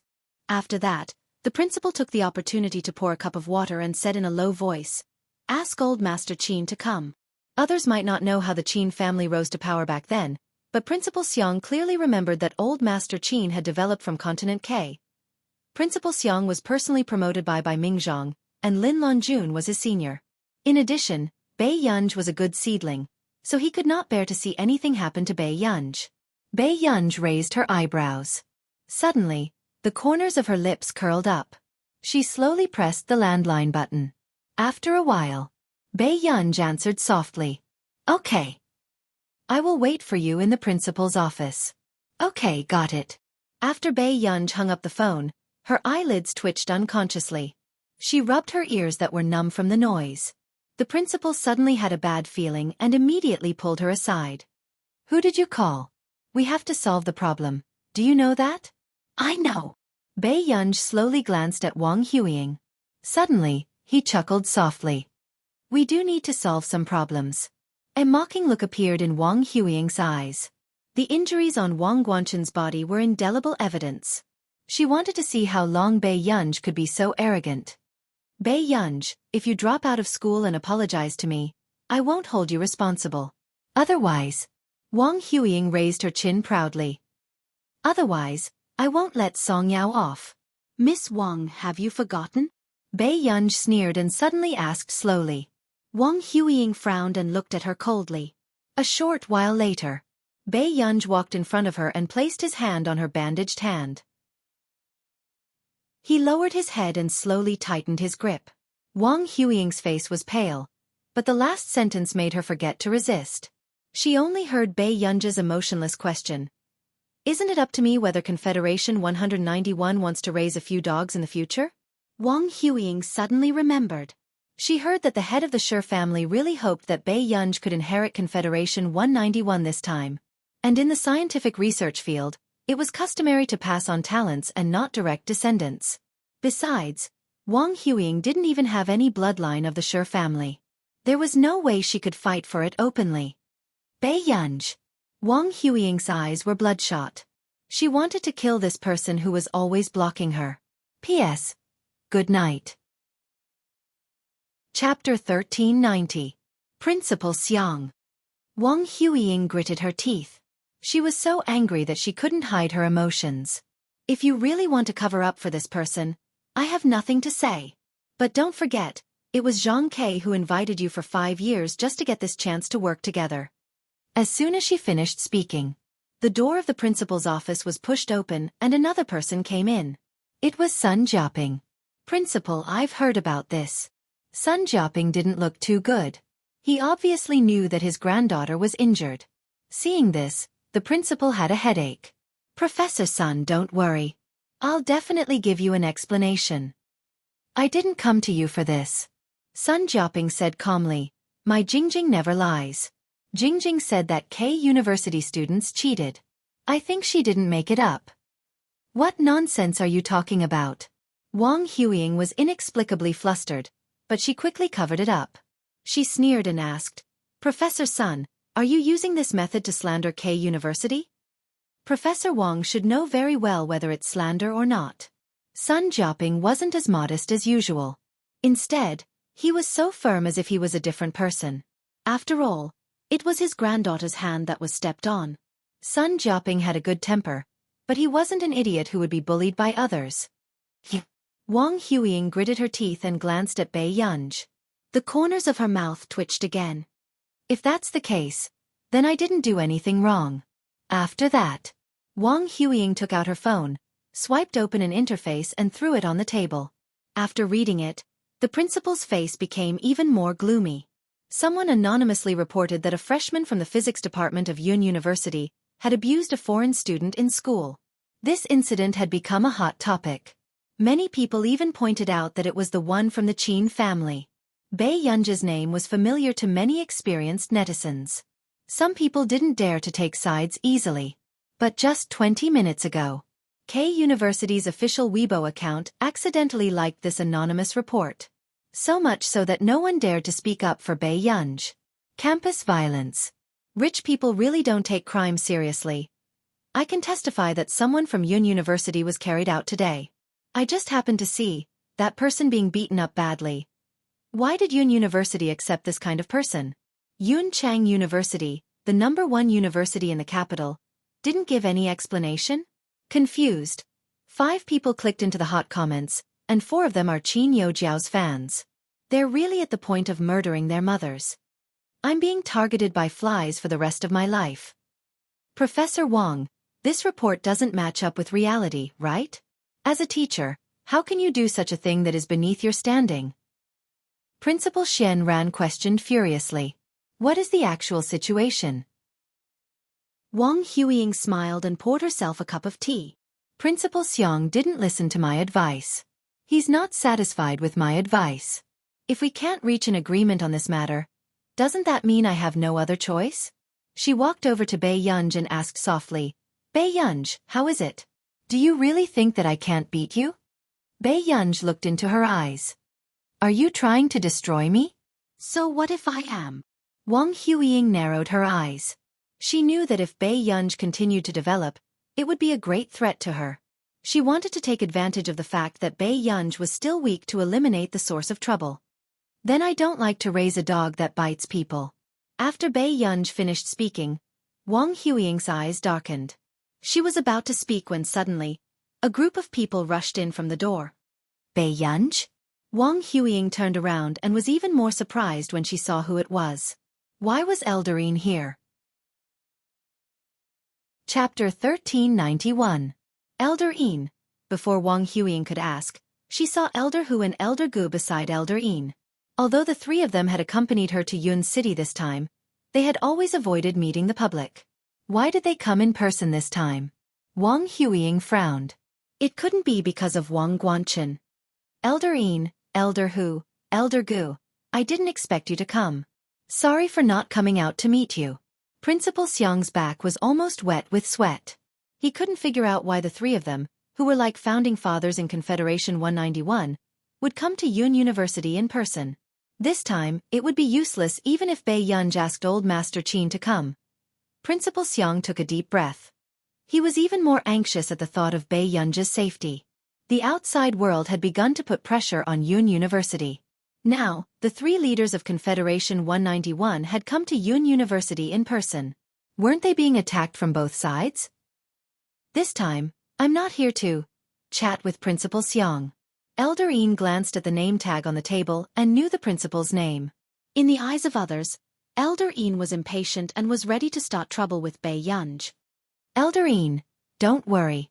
She's just a child. Principal Xiang braced himself and tried to persuade him. Seeing this scene, Wang Huiying's eyes showed sarcasm. She was waiting to see Bei Yunji make a fool of herself. What's wrong with the child? What's wrong with you? Are you looking down on young people? Elderine retorted unhappily. They had come to Yuncheng with untold hardships to find an heir. Was it easy? Were they going to let Bei Yunji off just because she was young? Principal Xiang. Why did he feel that this answer was not on the same page? Before Principal Xiang could speak again, he heard Bei Yunji ask leisurely. You're here. You're quite fast. Principal Xiang turned to look at her. Question mark. At this time, this ancestor was still provoking others? Elder Hu stroked his beard and walked forward. I'm afraid you'll run away. Principal Xiang. It was over. This time, even old Master Qin couldn't protect her. But unexpectedly, just when Principal Xiang thought that Elder Yin was going to scold her seriously and coldly, Elder Yin's face was really stern. Then, he went up and snatched Bei Yunji's cup. Tell me about it first. When are you going back with us to hold the succession ceremony? Bei Yunj. Principal Xiang. What? What was going on? Elder Een? What do you mean? Wang Huiying was in disbelief. Wasn't the laboratory planning to give up on Bei Yunj?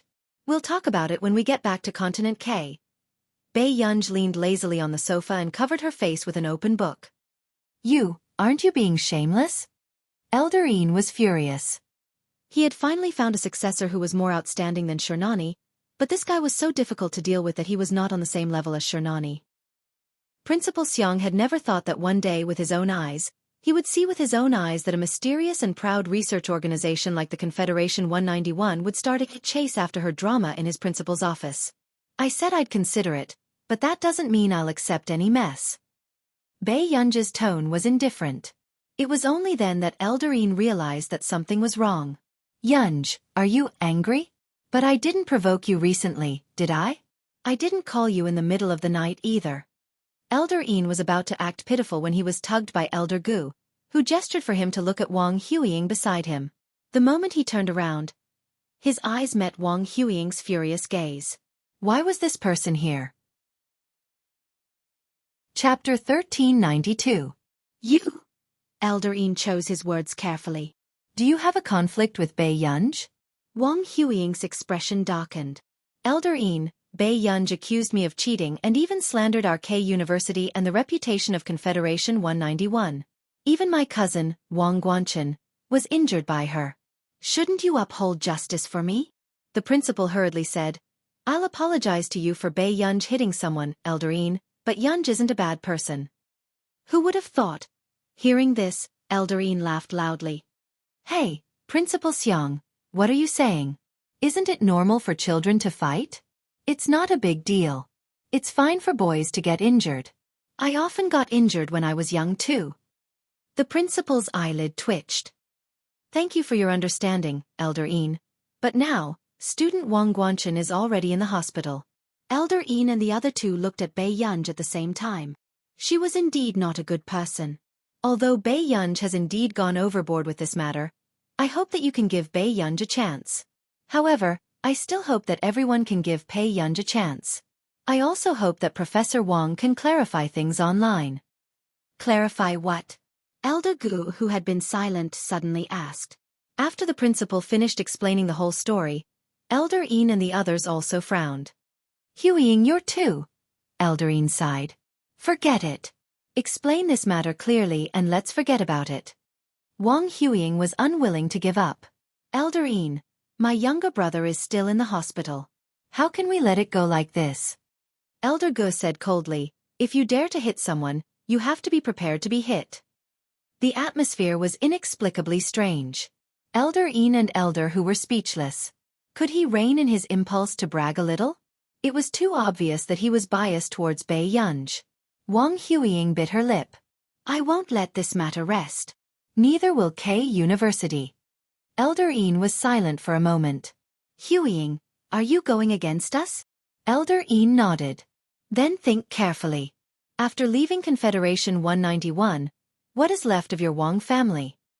Elder Een, why did you choose her? Wang Huiying couldn't stand the questioning. At this moment, as outsiders, the principal and Sun Jiaping wished they could run away immediately so that they wouldn't hear anything they shouldn't hear. Elder Een also asked Wang Huiying to follow him to another meeting room. In the Confederation 191, only talents are passed down. Even Shernani was a genius of 191. Wang Huiying stared at him. But aren't you going to give up on Bei Yunj? That's because she didn't want it. A moment later, Elder Een continued expressionlessly, think about it carefully. As long as she wants to be the successor of Confederation 191, no one can shake her. At that time, what kind of position can you hold in Confederate 191? Wang Huiying stopped talking. Also, do you want to talk to K University, or do you want me to talk to them personally? If anything happens to Bei Yunj that has anything to do with K University, our Confederation 191 will not let them off the hook. After Elder Een finished speaking, he pushed the door open and walked out. Who did K University rely on to survive? Let them think about it carefully. Wang Huiying bit her lip and clenched her fists, trembling all over. She wouldn't let Bei Yunj have an easy time. In the principal's office. Bei Yunj, you broke his bones. Do you think you're civilized? Elder Hu questioned. Bei Yunj replied perfunctorily. Yes. Elder Hu. Yes? Wang Guanchen went out and you still found someone to beat him up? You're very domineering. Chapter 1393. Bei Yunj turned to look at him. Do I look like that kind of person? Elder Hu? Question mark. Don't you know that? The atmosphere fell into a strange silence. Bei Yunj's eyelids twitched, and the corners of her lips twitched. She said slowly, the only person who can make me do things behind his back is to find someone to kill him. Elder Hu and Elder Gu. So did she think that this matter was not bad enough? Bei Yunj's ability could bring Confederation 191 back to the peak, but they didn't know how many generations of grudges she would have with her personality. Elder Hu and Elder Gu had already started to persuade the principal not to care about this matter. It was just the children fooling around. However, the principal insisted on waiting for Wang Guanchen's condition before making a decision. A few hours later, Bei Yunj didn't expect to see Wang Guanchen being carried back on a stretcher, and a group of people followed suit. There's no law at all. How dare you hit someone from Confederation 191 in school? Didn't you start it first? The person who spoke up for the injustice was pushed away. Get lost. Yun University has to give us an explanation. After saying that, he began to smash the door of Yun University's principal's office with his hand. He didn't intend to give Yun Chang University any face at all. He shouted for the principal to open the door. This is outrageous. Elder Yin's face darkened. He suddenly stood up and walked out. Principal Xiang, you can just sit down.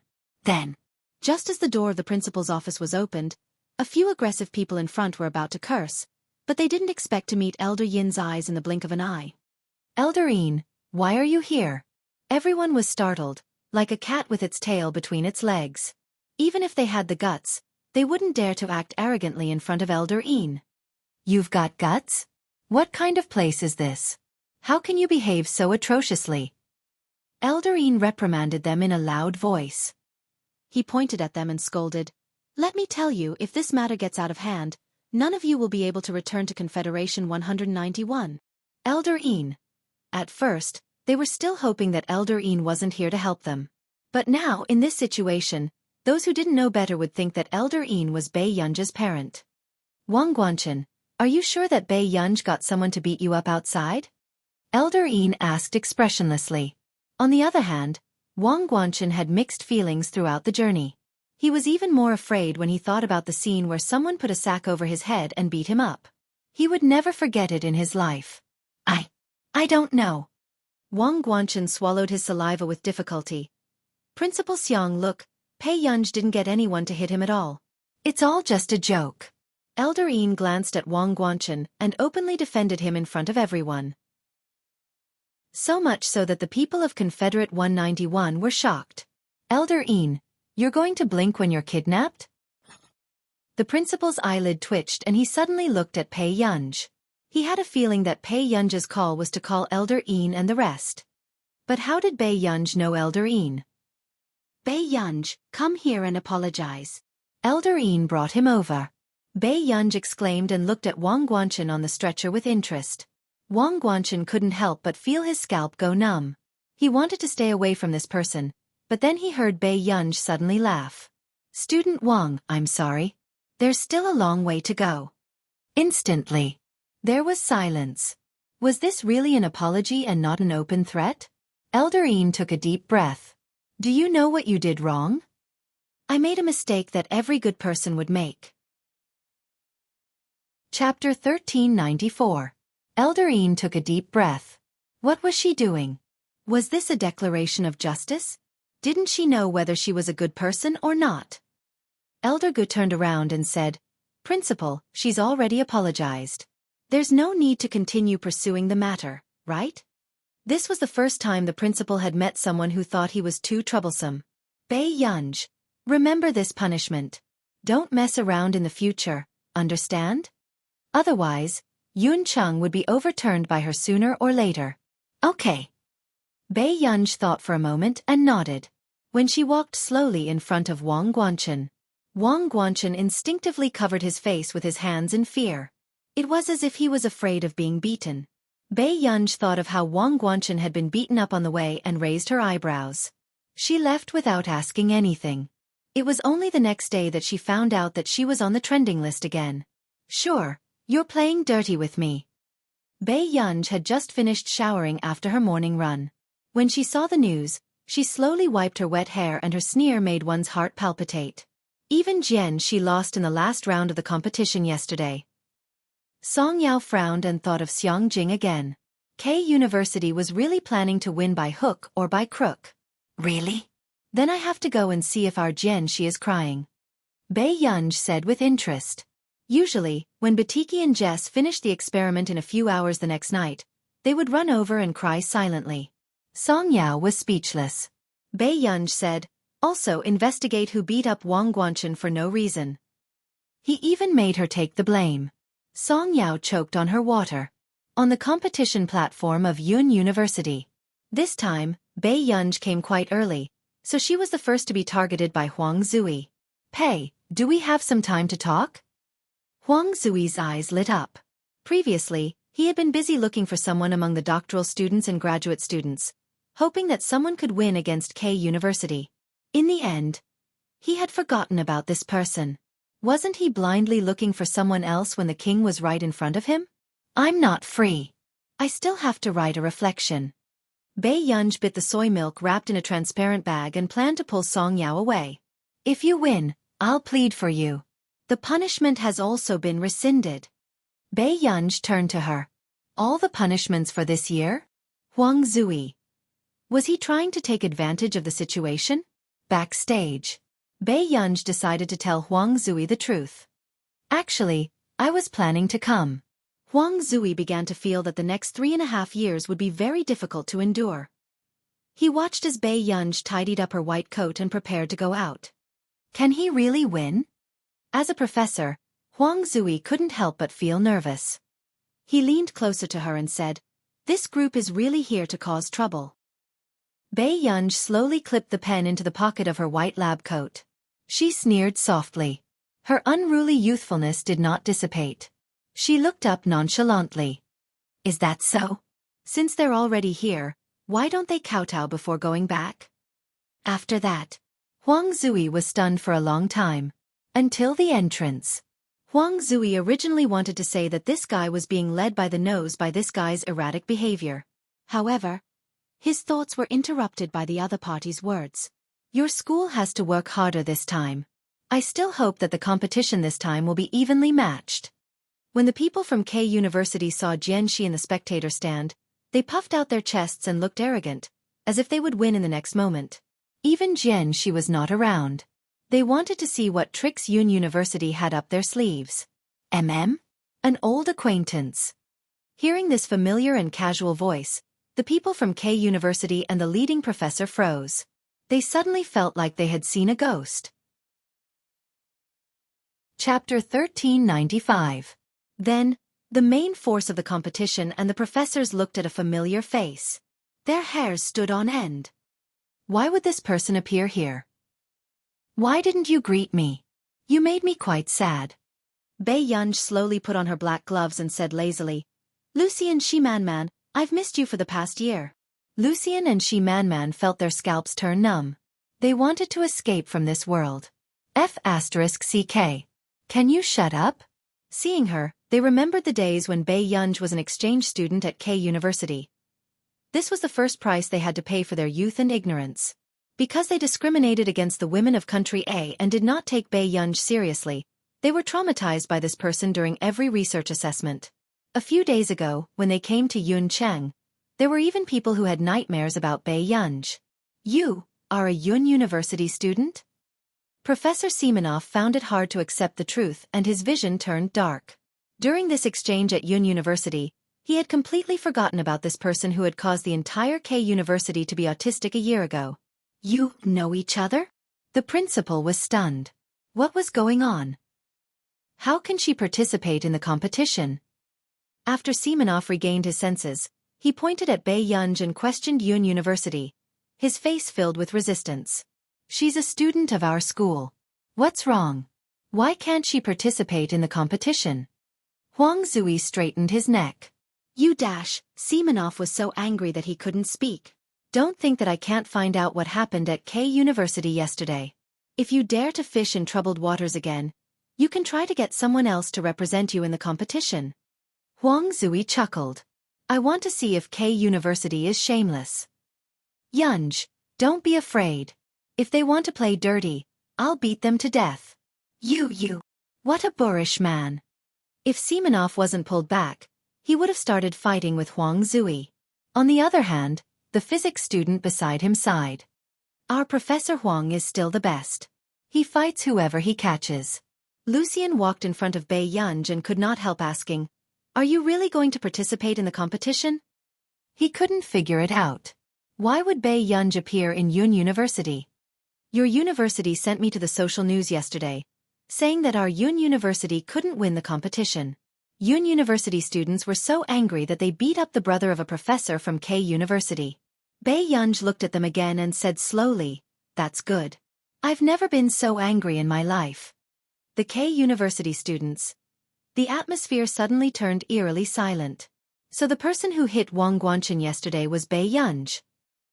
Regarding this matter Lucian's expression was unsightly, but he couldn't explain anything.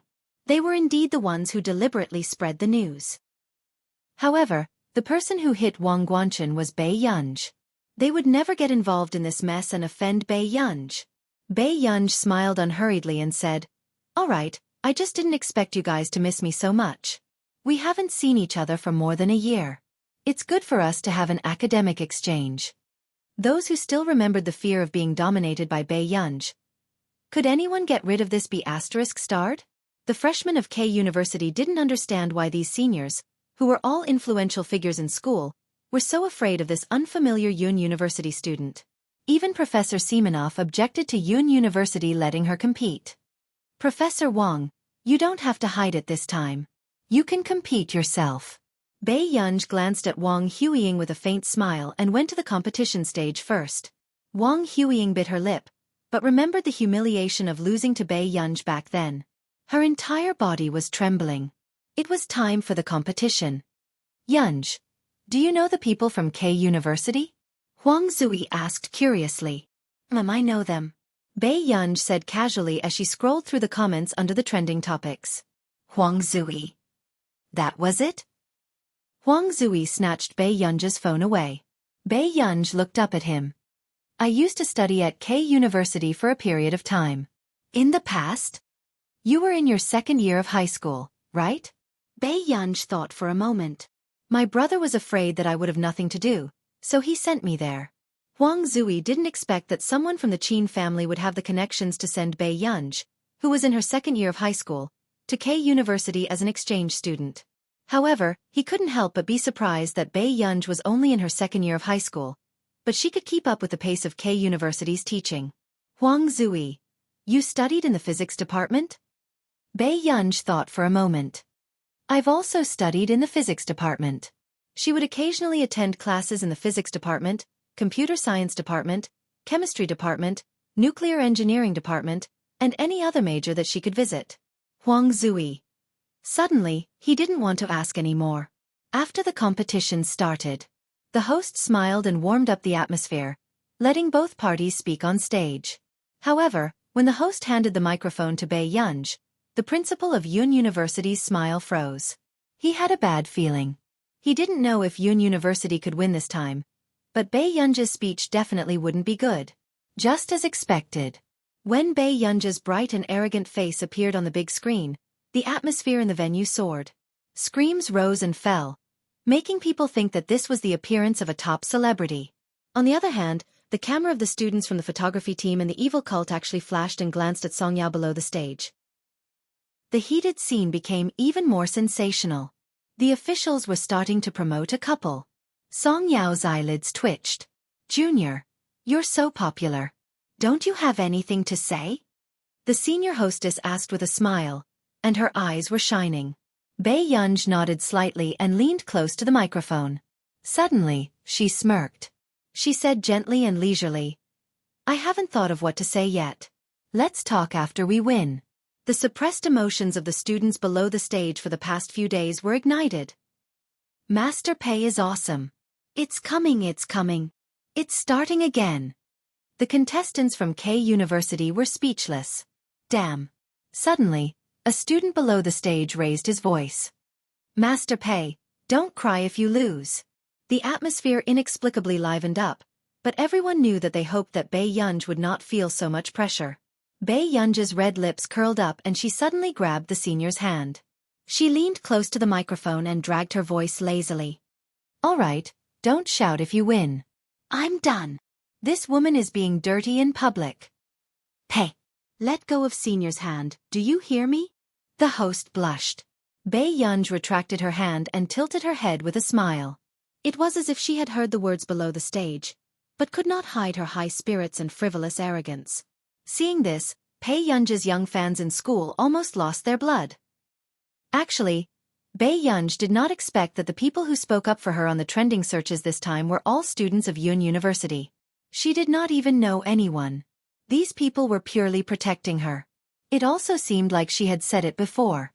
Someone was protecting her and placing their hopes in her. When the competition started, it was supposed to be a question segment. Who would have thought that the situation would be reversed as soon as the competition started? Usually, K University would not be able to get a single point in this segment. However, before the contestants from K University could even finish reading the questions, Bei Yunj pressed the answer button and quickly scored. It was as if everyone was accompanying her through the process. All the contestants in the venue were under her control. Before long, the freshmen from K University finally understood why the seniors and professors did not want this person to participate in the competition. Chapter 1396. With this speed of answering questions, was he still a human? Moreover, they realized that as long as Bei Yunj held her hand and smiled at them, it meant that Bei Yunj would not give them a single point. As a result, they were terrified when they saw Bei Yunj smiling. Not only were the K University teachers and students doubting their lives, but even the Yun University professors were puzzled. Were they the ones who taught this person? The professor hesitated. "Principal, if this goes on, I'm afraid K University won't be able to get a single point, right?" Unexpectedly, the principal came back to his senses and suddenly sighed. "The money I lost to the old master at the gambling table back then was not a loss." The professors were speechless. They did not expect the principal to win this year's top scorer at the gambling table. After K University lost the first round with 0 points, the arrogance of the K University students was instantly dispelled. Xiang Jing, who was below the stage, insisted on watching the competition despite her injuries. She did not expect to see Bei Yunj on stage today. However, what surprised Xiang Jing even more was that Bei Yunj on stage was more cold and high-spirited. It was simply enough to make one's heart go crazy. Xiang Jing's little face was filled with admiration. It was as if she had only truly gotten to know Bei Yunj today. "Brother Huang Qian, is Sister Pei going to win?" Huang Qian's eyes were filled with admiration. "She's definitely going to win." In yesterday's competition, K University still had room to retaliate against Jian Shi. But this time, they were being taught a lesson by Bei Yunj. Xiang Jing's eyes lit up when she heard this. "Sister is so amazing. I want to learn from her in the future." Unknowingly, Xiang Jing treated Bei Yunj as a learning target.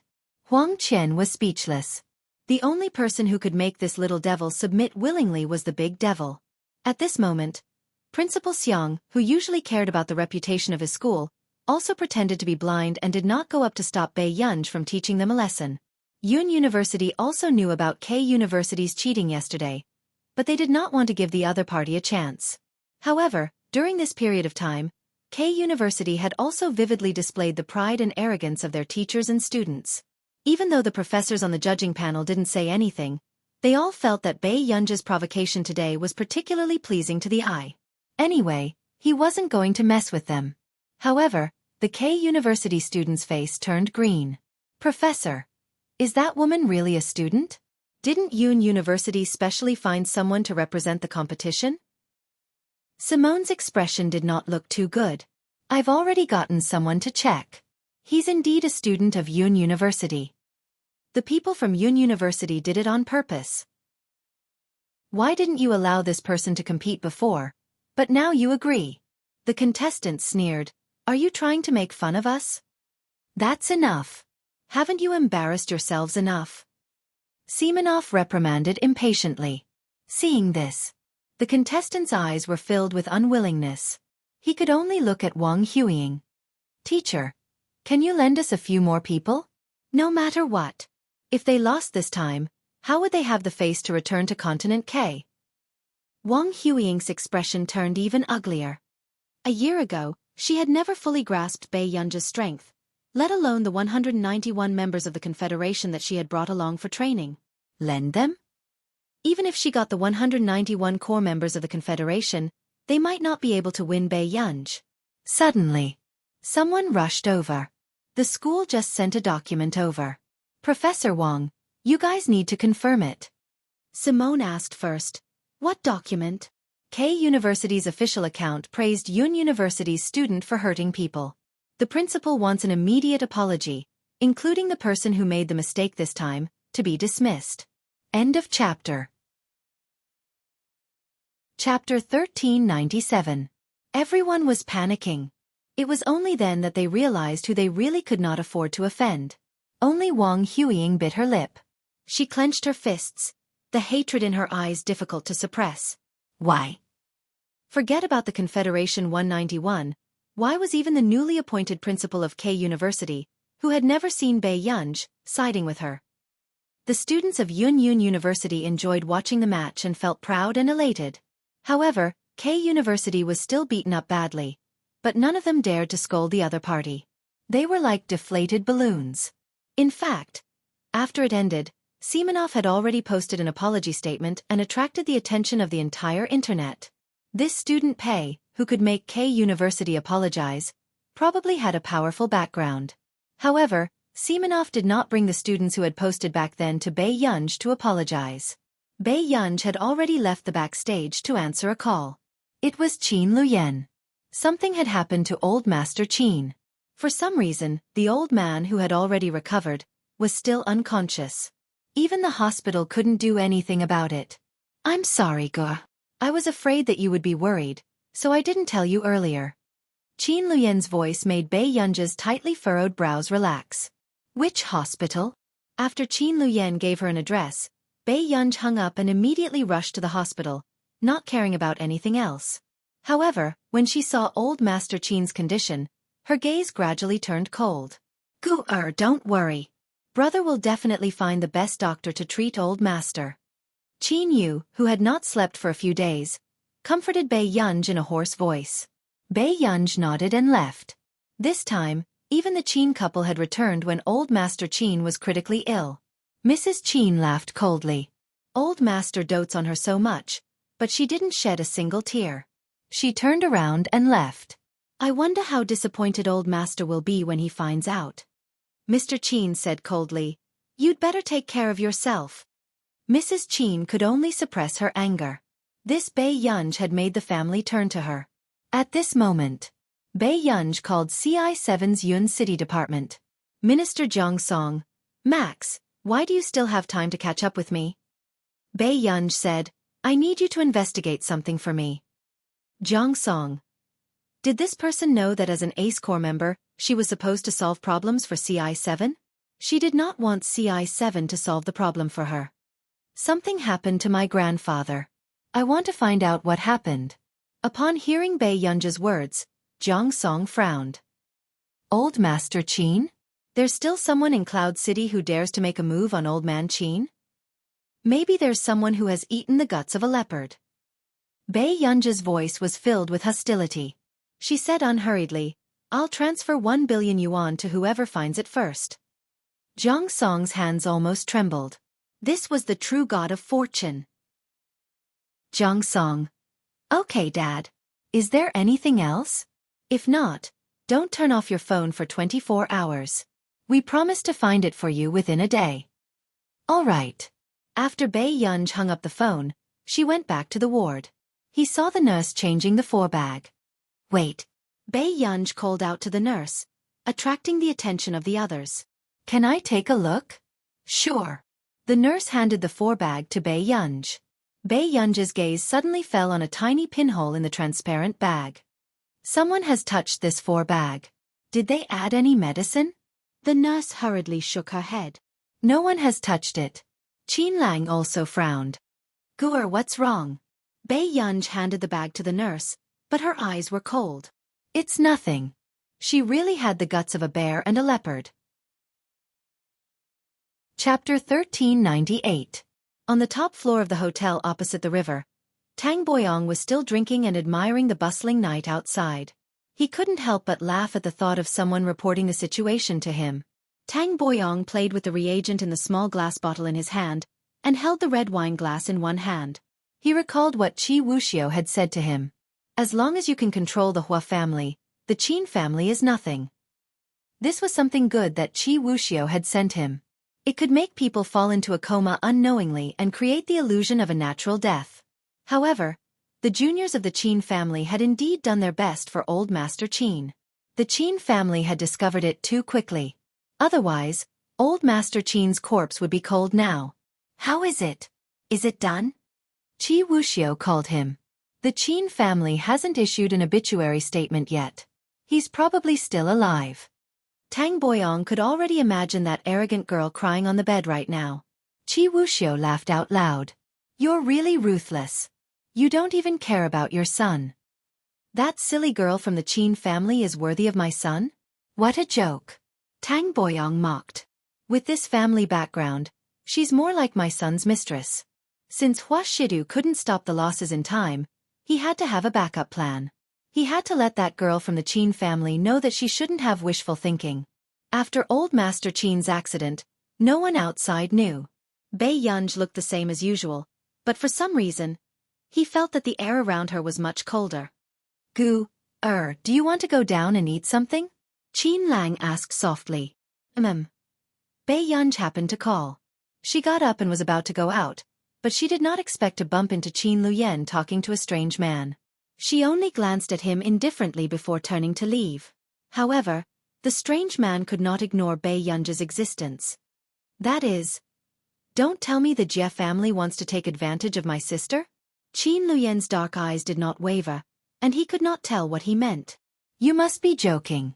However, we are family. Jie Jia smiled and said, my family asked me to come and take a look when something happened to old Master Qin. You guys are quite well informed. Hearing the mockery in Qin Luyen's words, Jie Jia only smiled and said, CEO Qin, I just hope that you can consider my suggestion. Qin Luyen knew very well why this person was here. Back then, for the sake of old Madam Qin, old Master Qin severed his father-son relationship with the head of the powerful Jie family in Continent K. He even came to Yuncheng alone to find a wife and change his surname. However, he did not expect that after so many years, old man Qin was still able to start from scratch, but the Xie family was already at the end of its days. Therefore, they were still thinking about the Jie family branch in Yuncheng. They could choose a new successor and let the Jie family gain a foothold in Continent K. Unfortunately, Qin Luyen knew how cold-blooded the Jie family was. In his previous life, the Qin clan was tragically exterminated, but the Xie clan never appeared from the beginning to the end. Now, he was trying to get him to go back because he saw that the Qin family was developing day by day and knew that Qin Luyen was extraordinary. They didn't care if the Qin clan members were dead or alive. Really? When the old man wakes up, I'll ask for his opinion. After that, Qin Luyen turned around and left, leaving Jie Jia with an ugly expression. He suddenly noticed Bei Yunj, who was on the phone at the end of the corridor. Max, we've already investigated this matter, but it won't be a good thing for you if we find out. Chapter 1399. Bei Yunj waited for him to continue. Zhang Song said, "It's Tang Boyang's men."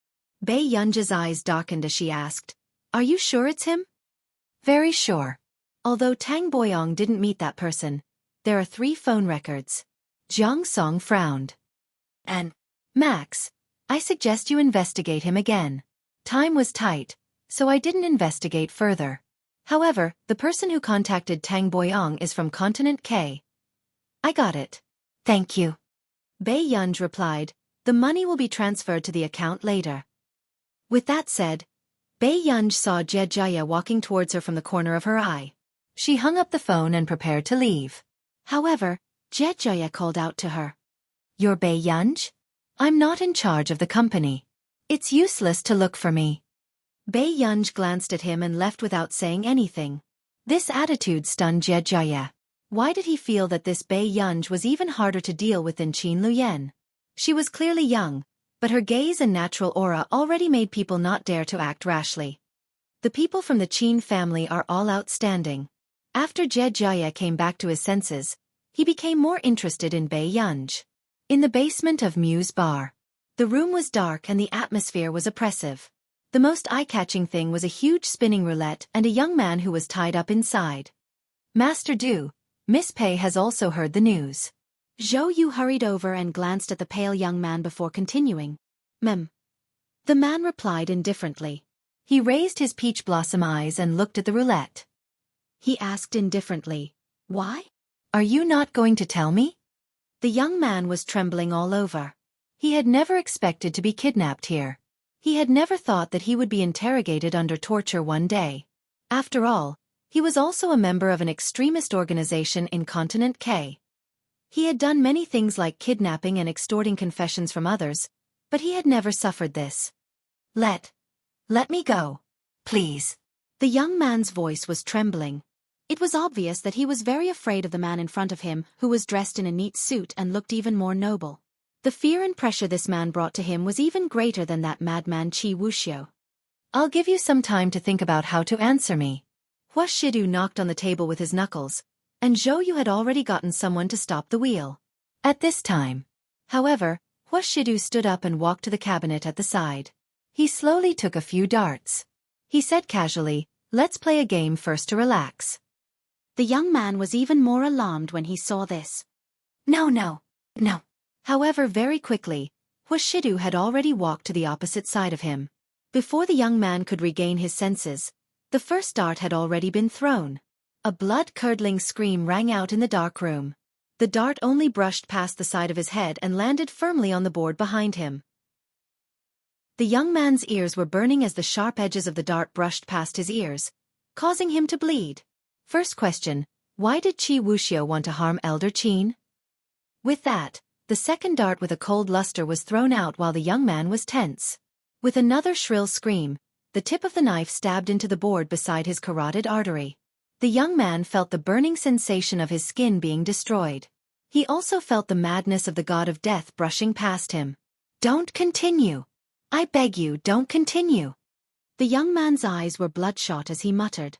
He was so cold that he trembled.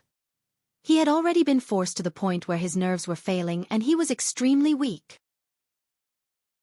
Chapter 1400. Before today, he had even told Zhou Yu that he was not afraid of death. However, when death was not under his control, living became even more torturous. He would rather Hua Shidu give him a quick death. Is the second question because of Lin Longjun? The young man's scalp turned numb.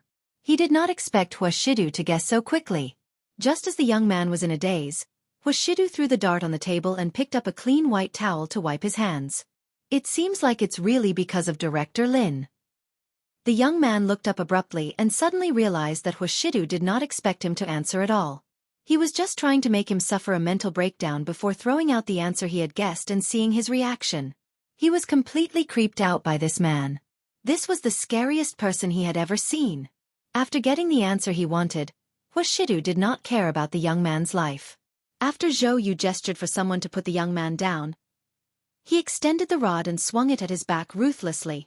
The young man curled up and trembled in pain. "Take him away," Zhou Yu said expressionlessly. "Yes." The two bodyguards in black left with him. "Master Du, I will find someone to protect Director Lin, but Miss Pei," Zhou Yu probed. After all, Tang Boyong was still Hua Shidu's father. However, according to Bei Yunj's temper, Tang Boyong would probably not have a good ending if he knew. "Let's go to the hospital." Hua Shidu walked out and there was no emotion in his calm tone. "Tell the old master to keep his mouth shut." "Yes," Zhou Yu immediately answered. However, What Zhou Yu did not expect was that Huashidu did not mention anything about Tang Boyang when he went to the hospital. Instead, he went to take Miss Pei for a meal. In the hospital. When Qin Yu saw Huashidu appear in front of him in a finely tailored black suit with an impeccable appearance, his expression darkened. However, considering that Elder Qin was still unconscious on the bed, Qin Yu was not in the mood to talk about anything else. Brother. When Bei Yunj saw Huashidu, she called out. However, she did not expect to attract the attention of the other three. Bei Yunj was speechless. Huashidu walked to her side and reached out to stroke her hair back. He asked softly, "Have you eaten dinner?" Bei Yunj looked at him. "Come back with me later." Huashidu casually pinched the back of her neck. Bei Yunj subconsciously shrank back and nodded. "Why is President Hua here?" The person who spoke was Qin Luyan. His calm eyes met Huashidu's.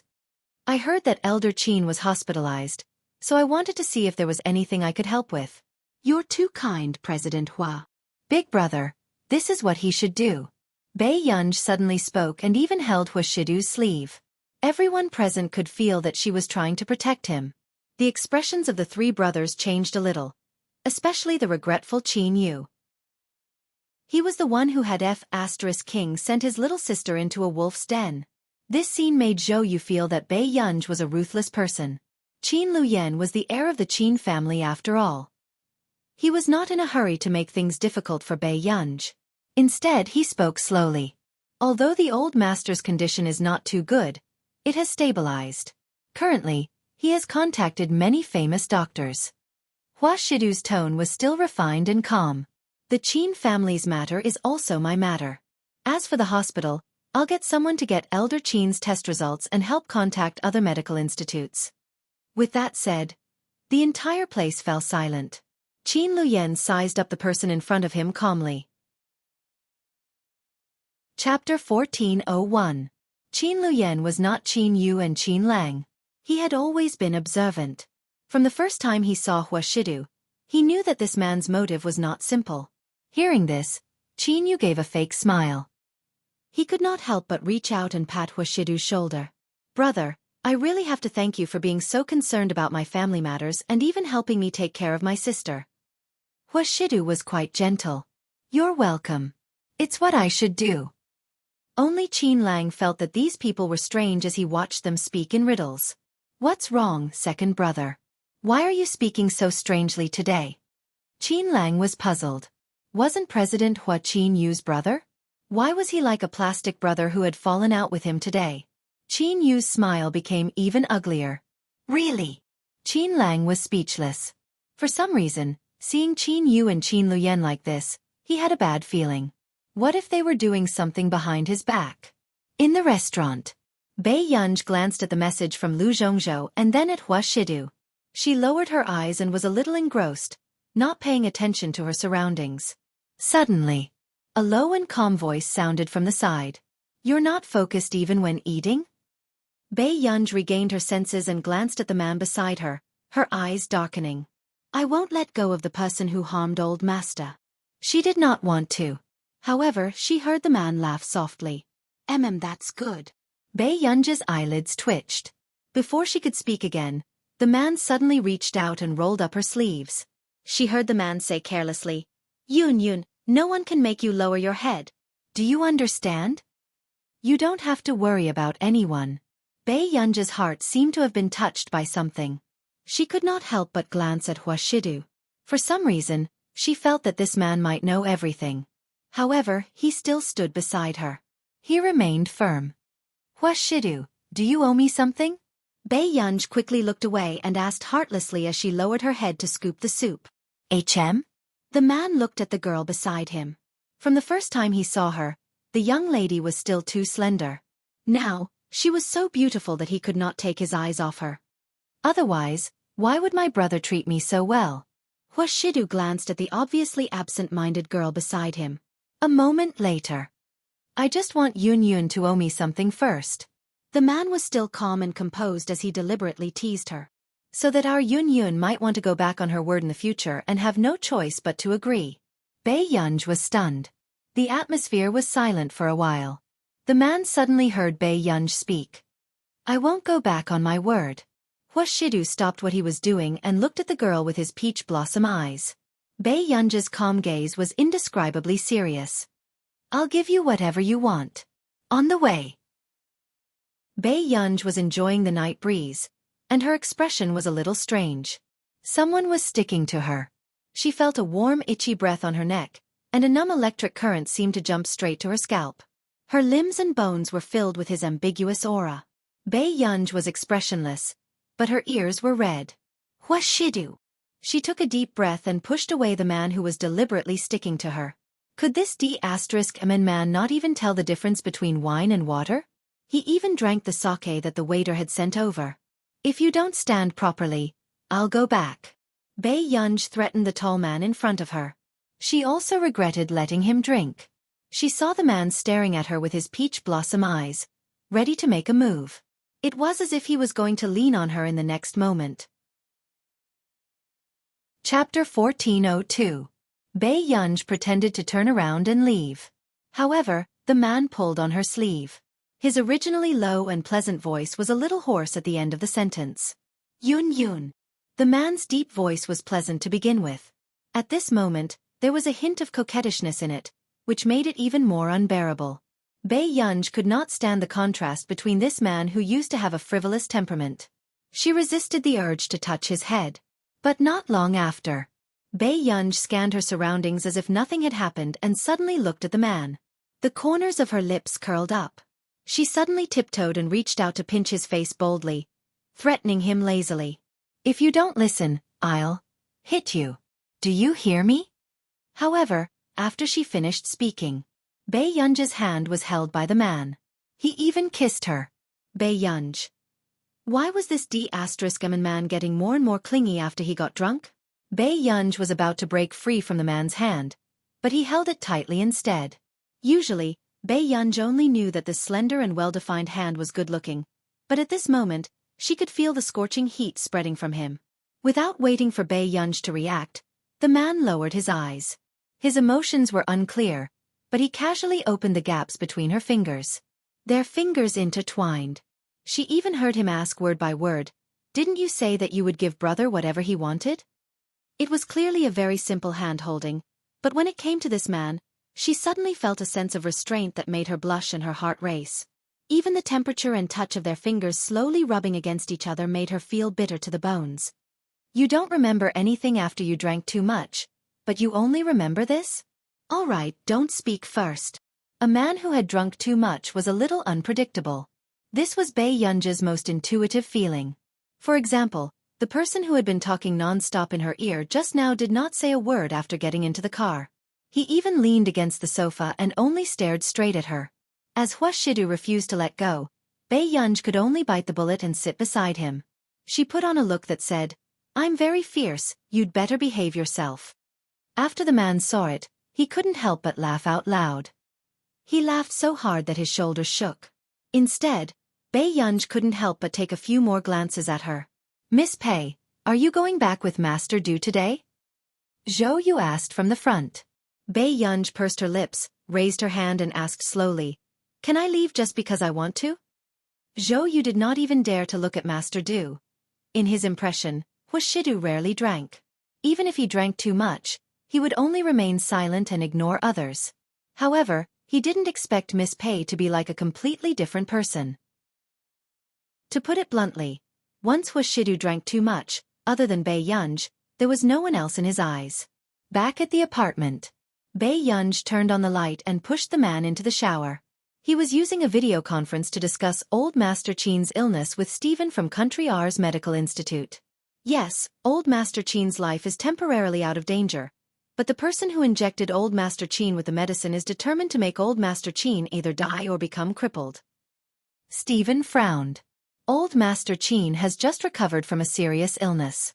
If we treat the symptoms and not the root cause, something will definitely happen in the next 3 years.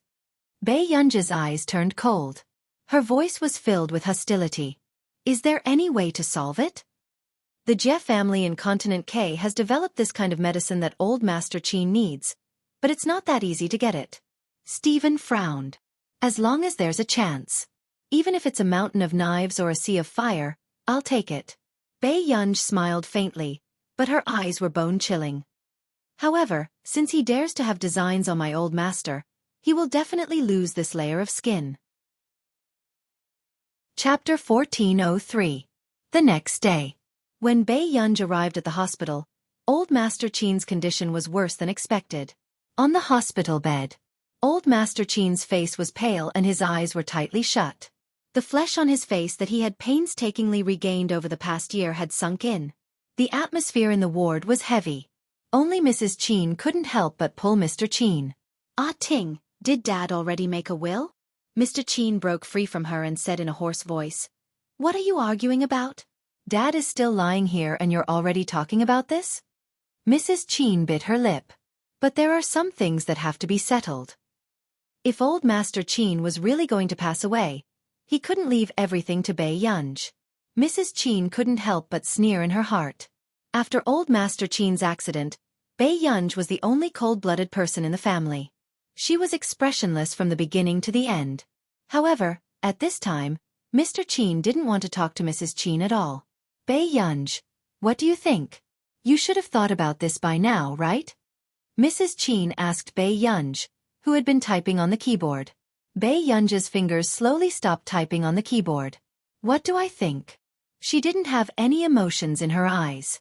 Don't talk to your mother." Before Mr. Qin could finish, Mrs. Qin narrowed her eyes and said, "Old Master Qin dotes on you, but he might not leave everything to you.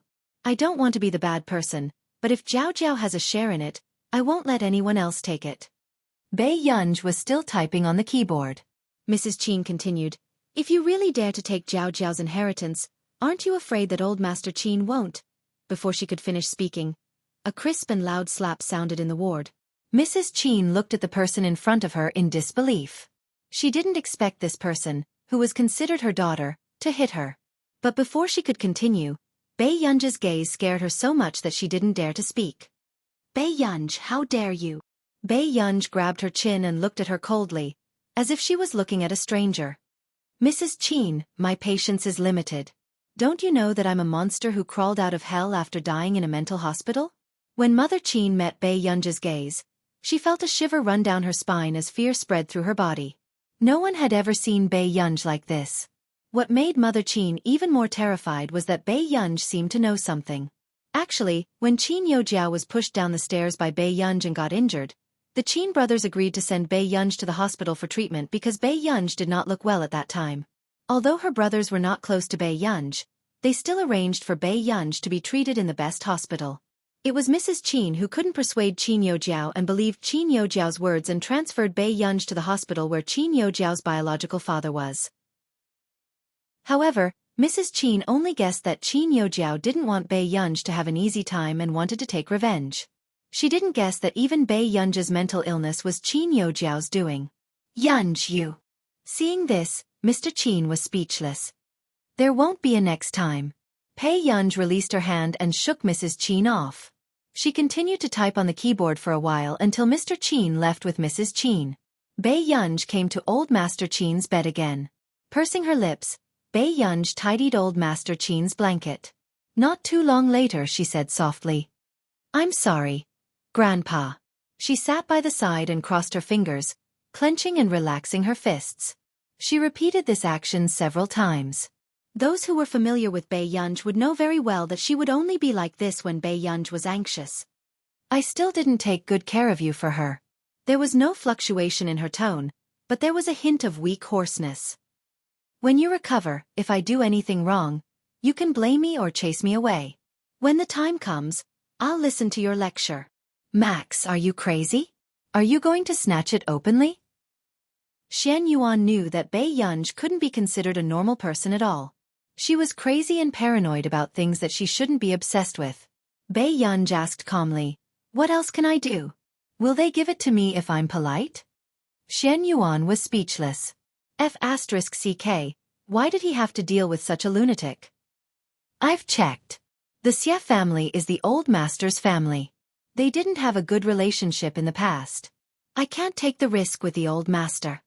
Bei Yunj slowly cut the flowers in the bushes with a pair of scissors. It was also because Xian Yuan could hear that Bei Yunj's tone was too calm that he realized how much Bei Yunj cared about her family. At this moment, even if the Xie family asked Bei Yunj to kneel down and change the dressing, this proud person would probably kneel willingly. Yunj, I know it's very presumptuous to say this, but I know more or less about the Qin family. No matter how good the Qin family is to you, it's only been for the past 3 to 4 years. Xian Yuan even felt that the Qin family had abandoned Bei Yunj once. What right did she have to make Bei Yunj do so much? Who knew? I'm happy to. With that said, Bei Yunj hung up the call. Xian Yuan was speechless. Fine, this was an ancestor. Bei Yunj wiped the scissors playfully, looking nonchalant. No matter what she did, could the Qin family's outcome still not be changed? Suddenly, Bei Yunj's fingertip was cut and red blood flowed out. Bei Yunj's eyebrows moved and she only chuckled softly. She licked the blood on her fingertip. I can't. If she couldn't change anything, what right did she have to occupy someone else's body? This time, she had the final say in who went to hell. At this moment, the young nurse's eyes widened when she saw that her flower had been cut off. She looked at the culprit in disbelief. WW, what are you doing? Bei Yunj raised an eyebrow, not feeling guilty at all after being caught. Didn't you say that I'll help you cut it according to my mood? The young nurse was about to suffocate. You call this helping? Initially, she had heard from the director that he was afraid that Bei Yunj would fall ill if she suppressed her emotions, so he specially brought her here to do something relaxing, to divert her attention. In the end, everything was fine. If the director knew that his favorite flower had been cut off, he would probably be the one who fell ill. Qin Luyan, who happened to see Bei Yunj from afar, was speechless. The space between his brows loosened, revealing a faint helpless smile. Qin Luyan walked forward and said in a gentle and pleasant voice, I'm sorry. I'll get someone to deal with the flowers here. I'll get someone to transplant some over later. The young nurse could not help blushing when she saw Qin Luyan. She nodded and ran away. Qin Luyan was helpless. Why are you cutting the flowers? Bei Yunj said, I'm asking you guys. Are you so worried that you sent 4 to 5 people to keep an eye on me?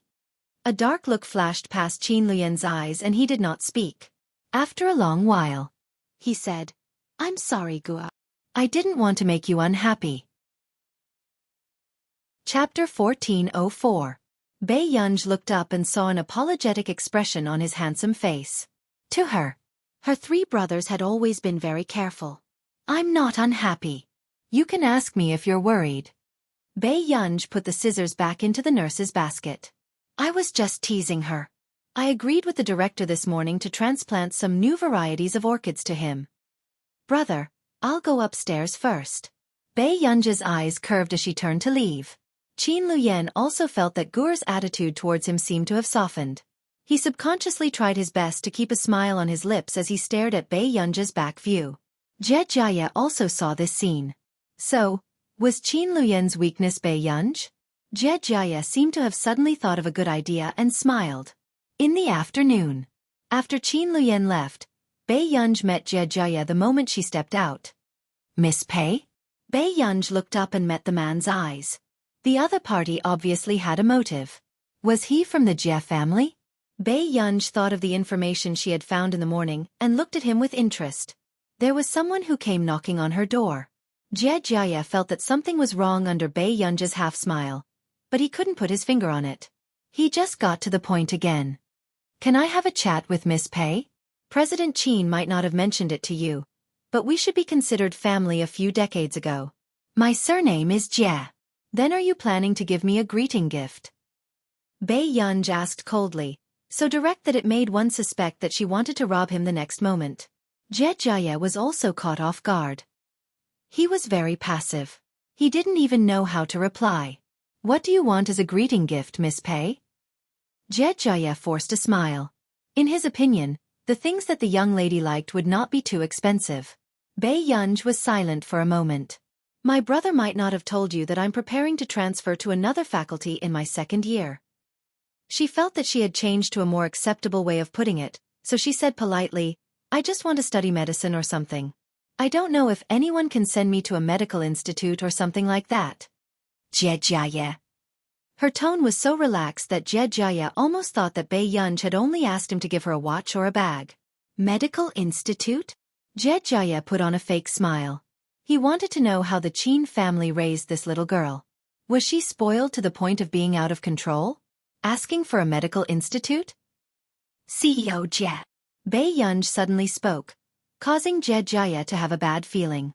Sure enough, she asked, "Are you a relative who's trying to get close to our family?" Jejaya. This brat. He took a deep breath and had no choice but to endure it. This lawless girl was easier to deal with than someone as shrewd as Qin Luyen. Jejaya had made up his mind to find the person the Qin family could best control and bring back to the Jie family so that Qin Luyen had no choice but to agree to his conditions. Yunj, you're still young. You might not be able to continue on the path of scientific research, Jejaya said. Bei Yunj asked slowly, CEO Jie, you can't bear to give it to me? Jejaya's smile turned even uglier. No one could bear to give it to her. The Jie family's medical institute was the foundation of the Xie family in continent K. Yunj, if you want to go to our Jie family's medical institute to play, it's fine too. You might get tired of it in less than 2 months. Bei Yunj raised an eyebrow. Then how many tubes of medicine do I want? Jejaya heaved a sigh of relief and said with a smile, of course. Chapter 1405. A few vials of medicine were nothing to him. However, Yunj, you have to go to continent K to play for a while, okay? A glint flashed past Jejaya's eyes. Bei Yunj smiled. Sure. Jejaya felt that this matter was developing too smoothly, so much so that he had an inexplicable bad feeling. He could not help but look at Bei Yunj a few more times. He tried to suppress his worry. How big of a hole could a little girl poke in him? However, after Jejaya left, Bei Yunj quickly answered a call. Yunj, all 4 of Qi Wuxia's strongholds in the country have been surrounded and annihilated today. Your information is too amazing. Lu Zhongzhou's tone was filled with indescribable admiration. Qi Wuxia had always been famous internationally. Almost all the people in charge around the world could not do anything to him. Even Lu Zhongzhou and the others had been besieging Qi Wuxia's base in the country, but it was difficult for them to find any trace of him. In the past 7 years, they had only surrounded and annihilated 2 strongholds. In the end, last night, Bei Yunj called and gave them Qi Wuxia's 4 strongholds. Lu Zhongzhou was afraid that they would run away if they were late, so he got people to split up overnight to catch them. He never thought that he would really catch a big fish this time. Yunj, did you find anything else? Lu Zhongzhou felt that when he received the mission to protect Bei Yunj back then, it was even better than winning the lottery. This time, after surrounding and annihilating Qi Wuxia's 4 strongholds, he would definitely get a first-class merit in the district. No, these are all his strongholds in the country. The corners of Bei Yunj's lips curled up. Last night, Bei Yunj received the news from CI7 and dug up Qi Wuxia's background. After calling Lu Zhongzhou, she even sent a copy of the information to the person in charge of our nation. Lu Zhongzhou, who did not know anything, was stunned. So we annihilated all of Qi Wuxia's strongholds yesterday? Hearing this, Lu Zhongzhou suddenly remembered something. Wait a minute, Yunj, why are you suddenly so interested in Qi Wuxia? He had a feeling that Bei Yunj was doing this on purpose. Otherwise, why would Bei Yunj send him a message in the middle of the night? It was as if he was trying to provoke Qi Wuxia. Thinking of this, Lu Zhongzhou could not help but feel his scalp go numb. This ancestor really held a grudge. Whoever he was unhappy with, he would drag him to raid their lair. Lu Zhongzhou suddenly felt like he was a tool for Bei Yunj. Nothing. I just want to give him something to do, Bei Yunj said slowly. Lu Zhongzhou. He was truly a living immortal. All the international parties were racking their brains to get rid of Qi Wuxia's base, but they couldn't do anything about it. Only his father could suddenly rise in the middle of the night and wipe out all of Qi Wuxia's bases in Country A. Continent K. There's no news from the base in Country A? Qi Wuxia gritted his teeth and asked in a gloomy voice. The person in front of him was almost trembling in fear. They're all cut off. Only there's news from our nation that our people have all been exposed. I don't know who sent a list of names to the person in charge of our nation's international affairs. They're all people from our base. All of them? Qi Wuxia couldn't suppress his anger as he laughed coldly. I really didn't expect that we would be exposed under someone's nose. He never thought that someone would dare to go against him like this. Qi Wuxiu gritted his teeth. You bunch of trash don't even know who's behind this? P.S. Today is 4:00 p.m. Good night. Chapter 1406. That person said that other than the information provided by her, there was no other trace of the person who copied the information. He braced himself and said.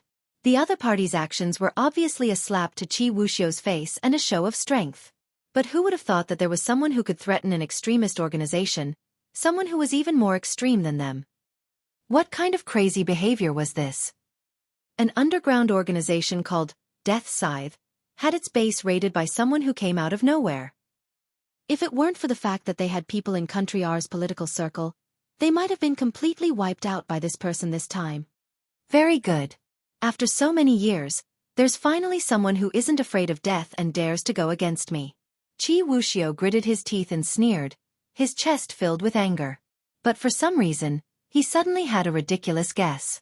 For the past 6 months, Qi Wuxiu had been trying to get the infection data of the Northerners. However, after Tang Boyang made a move on the Qin family's old patriarch, something like this happened to him. Was it really a coincidence? Qi Wuxiu suddenly thought of Bai Yunj, who had caught his spy. But what ability did a silly little girl have to touch a deep-rooted underground organization like him? Send someone to investigate Bai Yunj and find out her background. Qi Wuxiu held the prayer beads in his hand. He still looked handsome, but his eyes were cold. Bai Yunj? The subordinate felt that Qi Wuxiu's suspicion was too ridiculous. How could a first-year student be involved in this matter? If she was really the daughter of the Qin family, she must be very capable, right? But under Qi Wuxiu's cold gaze, the subordinate still obeyed the order to investigate. On the other side, old K from the K-assists called Bai Yunj. Max, an organization in Continent K is asking us to buy information about you. What's the situation? This organization in Continent K is famous for not being easy to deal with. Qi Wuxiu. Bai Yunj raised her eyebrows. Old K couldn't help but raise his voice. You know? Did you provoke him? Bai Yunj's tone was quite gentle. Ha! 2 days ago, I got someone to destroy a few of his strongholds. Old K? Question mark. He felt that there should at least be a limit to how immoral one could be. What kind of F***king ruthless person was this? The largest extremist organization in Continent K was wiped out by her just like that? So, you're the one behind Country A's encirclement of 4 root strongholds? Were you the one who gave me the information in Country R? Old K was about to suffocate. He was really good. Did this person purposely pick the hardest iron board to kick? It's none of your business. Just give him whatever he wants. Let Qi Wuxiu know that I'll be going to Continent K in a few days. Bai Yunj said slowly. Old K doubted his ears. Say that again. He felt that Bai Yunj's behavior was very similar to digging up someone's ancestral grave and throwing paper money in front of someone else's house. What an immoral act. This was the first time he had seen someone dare to provoke the crazy Qi Wuxiu. He didn't know if Qi Wuxiu was traumatized. I'll talk to you when I go to Continent K next time. I still have something to do. Hearing Bai Yunj's words, Old K didn't know what Bai Yunj was going to do. But it was true. After hanging up, Bai Yunj read a text message and went out. There were a few conspicuous district cars parked outside. Miss Pei. Lu Jian nodded at Bai Yunj. The materials have been submitted. There's no problem with taking action at any time. Bai Yunj turned around and got into the car. Let's go. Chapter 1407. Higgins Group. In the hall. No one had expected that the son of the Fernan's family head, Tang Boyang, would brazenly come to Higgins Group to snatch the Qin Corporation's project. Mr. Tang, are you sure you want to do this? The higher-ups next to him frowned and felt inexplicably uneasy. Higgins Group's industrial chain has been very popular for the past 2 years. As long as we can get this cooperation, it will be good for our company. Tang Boyang laughed. He leaned back in his chair and turned to look at his distant junior. Isn't that right? Tang Shu. When Tang Shu came to find Tang Boyang, he was ecstatic. Tang Shu was a student from the first batch of Yun University's junior class. Later on, She had also been a core technician in the Qin Corporation. She was a rare technical talent. However, what made Tang Boyong even happier was that Tang Shu was somewhat related to him. I know all the technical cores of the Qin Corporation. There's not that much of a threat. Tang Shu flipped through the book in her hand. Her calm tone showed that she was determined to win. Tang Boyong smiled when he heard that. Because of Old Master Qin, the Qin Corporation was also in turmoil. He did not think that without Old Master Qin, the Higgins Group would take a fancy to the Qin Corporation. As for that Bei Yunj, even if he knew Higgins, he would still be a businessman. It was impossible for a businessman not to know who was a more suitable partner. What hard technology can Yun City have? It's all about spending money. I want to see how long they can hold on to the Qin family's business territory.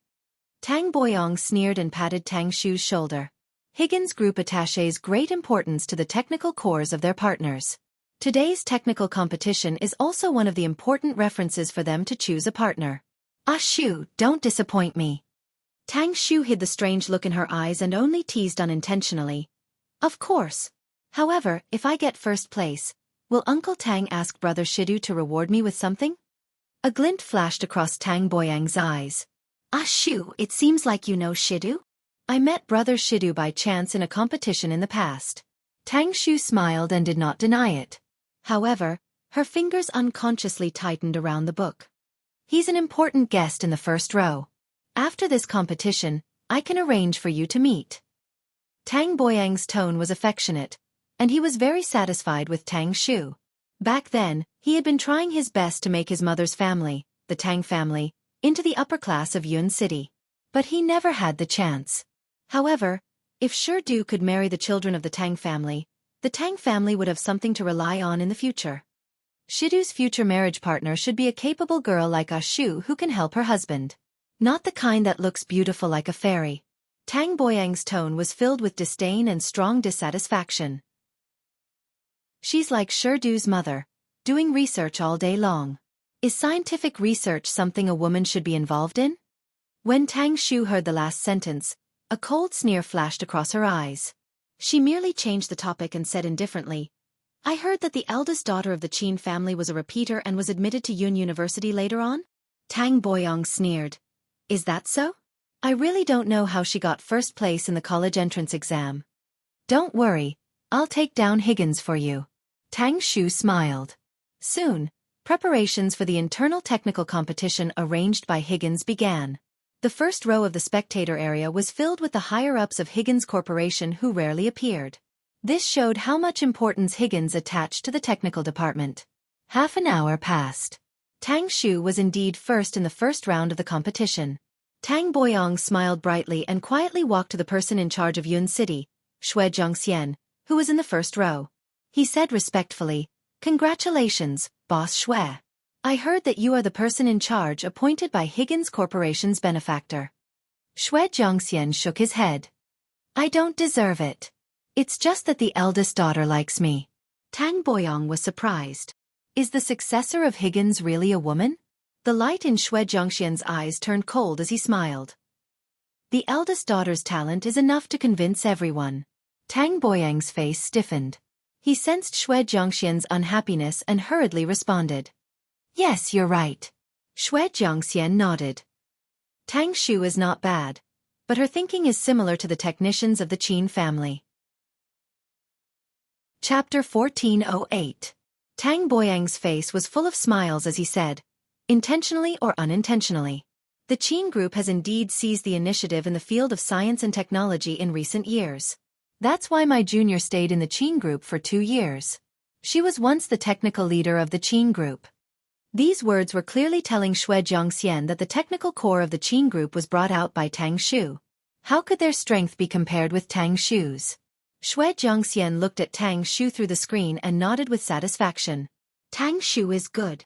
She was even not inferior to the core members of Higgins. Really? Tang Boyong laughed loudly. Then I'm really looking forward to the cooperation between you and Higgins. Who would think? As soon as he finished speaking, a voice not far away attracted everyone's attention. Then I'm sorry to disappoint you this time, Mr. Tang. I'm afraid you won't have this chance. Tang Boyang's expression changed. He turned his head and did not expect to see Lu Jian. This was the famous cold-faced Hades in the investigation team of Yun City. Captain Lu. Tang Boyong inexplicably had a bad feeling. Lu Jian thought that Bai Yunj was still waiting downstairs on the phone and smiled quietly. It seems that Mr. Tang also knows me. Then this matter will be easy. As soon as Lu Jian finished speaking, he walked up to Tang Boyong and handcuffed him before anyone else could react. Tang Boyong suddenly raised his pale face. He could not suppress his panic. Captain Lu, what do you mean? Tang Boyong had done some research on some important people before coming to Yun City. The Lu family behind Lu Jian was not a small family. So Tang Boyong also knew that he should not provoke him. I'm sorry, Mr. Tang. I just got the evidence of the murder of President Qin of the Qin Group. All the signs show that you can't get away with it. So today I'm here to inform you that you have to go back with me. Lu Jian's words made Tang Boyong panic. How was this possible? Didn't the Qin family not even find out whether old Master Qin was poisoned? Where did they get the evidence to link him? What nonsense are you talking about? Lu Jian, Mr. Tang, you know whether I'm talking nonsense or not. But if you have any grievances, you can go back and talk slowly. Let go. Let go. I'm not going back with you. This has nothing to do with me. Tang Boyong suppressed his panic and struggled with all his might. Even the scene was in a mess because of this unimaginable accident. Until a cold voice rang out. Let go. Everyone turned around and saw Tang Shu walking out. She narrowed her eyes and said, Captain, you need convincing evidence to arrest someone. Moreover, Mr. Tang is not from Yun Cheng. Lu Jian said, so far, according to our investigation, it was 3 people from Continent K who tampered with old Chairman Qin, and the only domestic phone contact of these 3 people is Mr. Tang. Tang Shu sneered. What can this prove? Could it be that Captain Lu heard from the conversation that it was Uncle Tang who did this? Miss, are you trying to obstruct my work? Lu Jian did not back down. Mr. Tang is a key suspect, so it's only right for him to cooperate with the investigation. Really? Then you must give me a good reason. Otherwise, I can't let you touch Uncle Tang. Tang Shu was unexpectedly calm in the face of this matter, but Lu Jian's eyes slowly sank. Suddenly, he received a call from the higher-ups. Jian, are you investigating President Qin's death? The people from CI7's Yuncheng department came to ask. Someone is protecting Tang Boyong. Let him go first. Lu Jian's face darkened even more. What? Why? Don't be reckless. Just listen to the higher-ups. There's no need to confront CI7 at this juncture. After that, the other party hung up. Lu Jian turned around again and saw Tang Shu looking at him with a smile. I told you, Captain, you can't take away the person I want to keep. At this moment, Tang Boyong turned his head abruptly and realized that the distant junior who came to him because he thought she had no one to rely on actually had a background that could not be underestimated. Let's get to know each other again. You're Captain Lu, right? I'm Tang Shu from CI7's Yunqing department. As soon as Tang Shu's voice fell, the surrounding people looked at Tang Shu differently. This girl was actually from the International Intelligence Organization CI7. One had to know that CI7 was the #1 international intelligence organization. Not only did it communicate with tycoons from all over the world, but it was also because of CI7's intelligence that country R was able to avoid a financial crisis more than 10 years ago. Such an intelligence organization could even influence a country.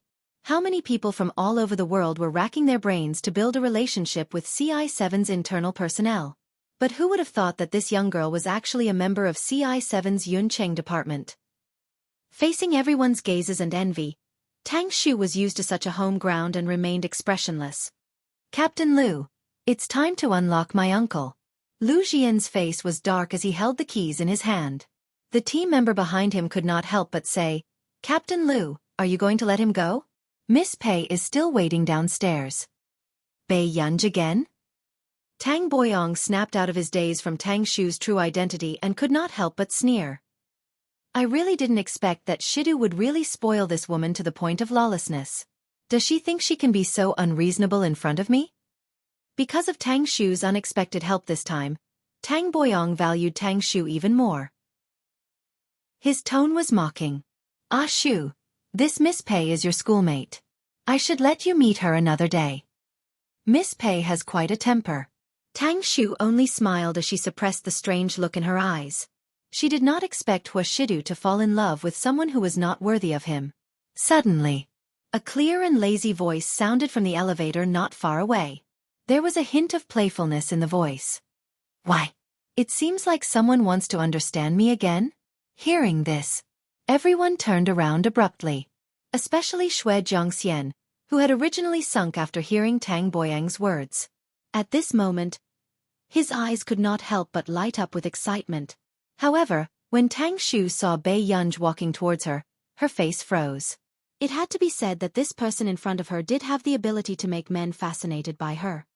Miss Pei, I've long heard of your name. Tang Shu reached out her hand to Bei Yunj appropriately. I'm Tang Shu from CI7's Yunqing department. In the eyes of others, Tang Shu did not put on any airs. Instead, it was the eldest daughter of the Qin family. She was indeed worthy of Tang Boyang's words. Lawless. Bei Yunj glanced at Tang Shu slowly. Her every move was unbridled.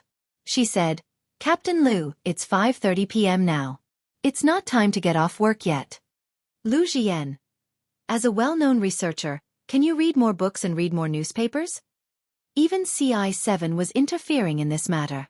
How was he going to arrest her? Chapter 1409. Miss Pei, with me here, I'm afraid you won't be able to take Uncle Tang away. Tang Shu smiled and broke the silence. Also, if you don't have a good reason, you'll be handcuffed for your offense. Mr. Xue, aren't you going to ask someone to send the guest out? Tang Shu turned around and asked with a faint smile. When Xue Zhongxian heard this, the way he looked at Tang Shu became unpredictable. Then, without Xue Zhongxian's order, no one in Higgins dared to move. Until Bei Yunj sneered and walked slowly in front of Tang Shu. Miss Tang, you don't seem to treat yourself as a guest. What do you mean? Tang Shu sneered. She had investigated Bei Yunj in CI7. She was a lucky girl who had been found and brought home by a wealthy family. It was impossible for her to have anything to do with Higgins. Miss, I heard that something happened to Mr. Qin. I've been worried about you. Are you and Mr. Qin okay? Xue Zhongxian suddenly spoke without hiding anything in front of everyone. At this moment, the others realized that the new manager of Higgins was overly respectful to Bei Yunj. The old man is receiving treatment. He's fine now. Bei Yunj glanced at the people around her and asked, Is today a technical competition? Yes. Xue Zhongxian nodded. The technical competition was set up by Bei Yunj. Therefore, it was impossible to work with Higgins if one didn't have some skills. You guys can continue.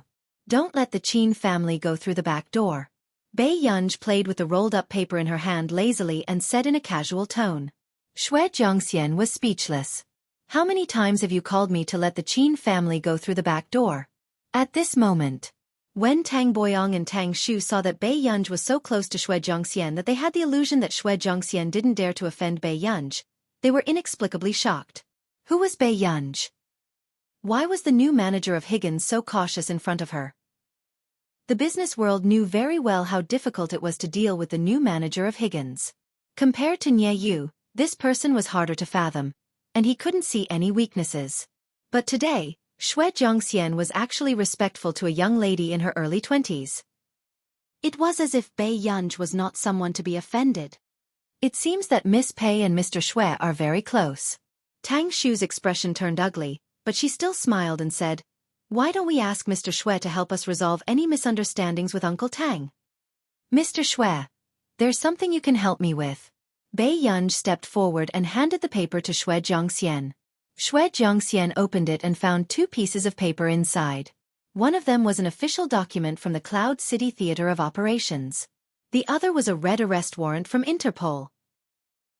Arrested person, Tang Boyang. Date of arrest, December 7, 20XX. Official Seal Department.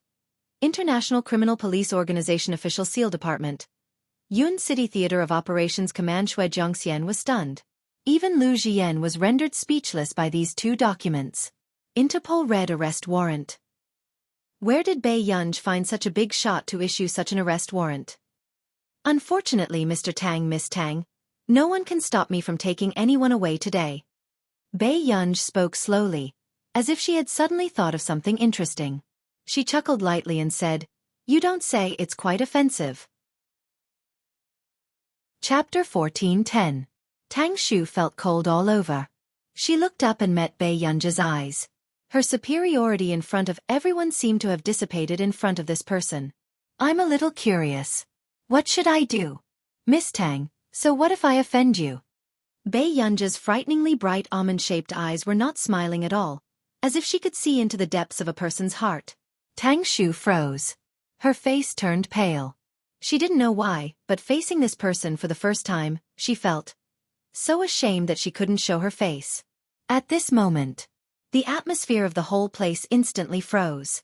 For some reason, even though no one knew the identity of the eldest daughter of the Qin family, no one dared to provoke her. "Captain Liu, it's time to get your job done." Bei Yunj glanced at Tang Boyong casually and turned to leave. Tang Boyong panicked when he saw this scene. He couldn't help but threaten, "Bei Yunj, how dare you treat me like this? Aren't you afraid that Shidu will fall out with you?" Tang Boyong roared furiously from behind.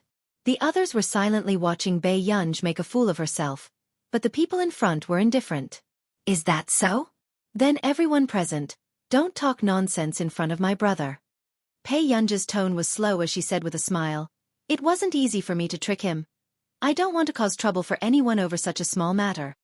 Shui Jiangxian, Lu Jian. "Look, as long as you're righteous, it doesn't matter if you're a human or not."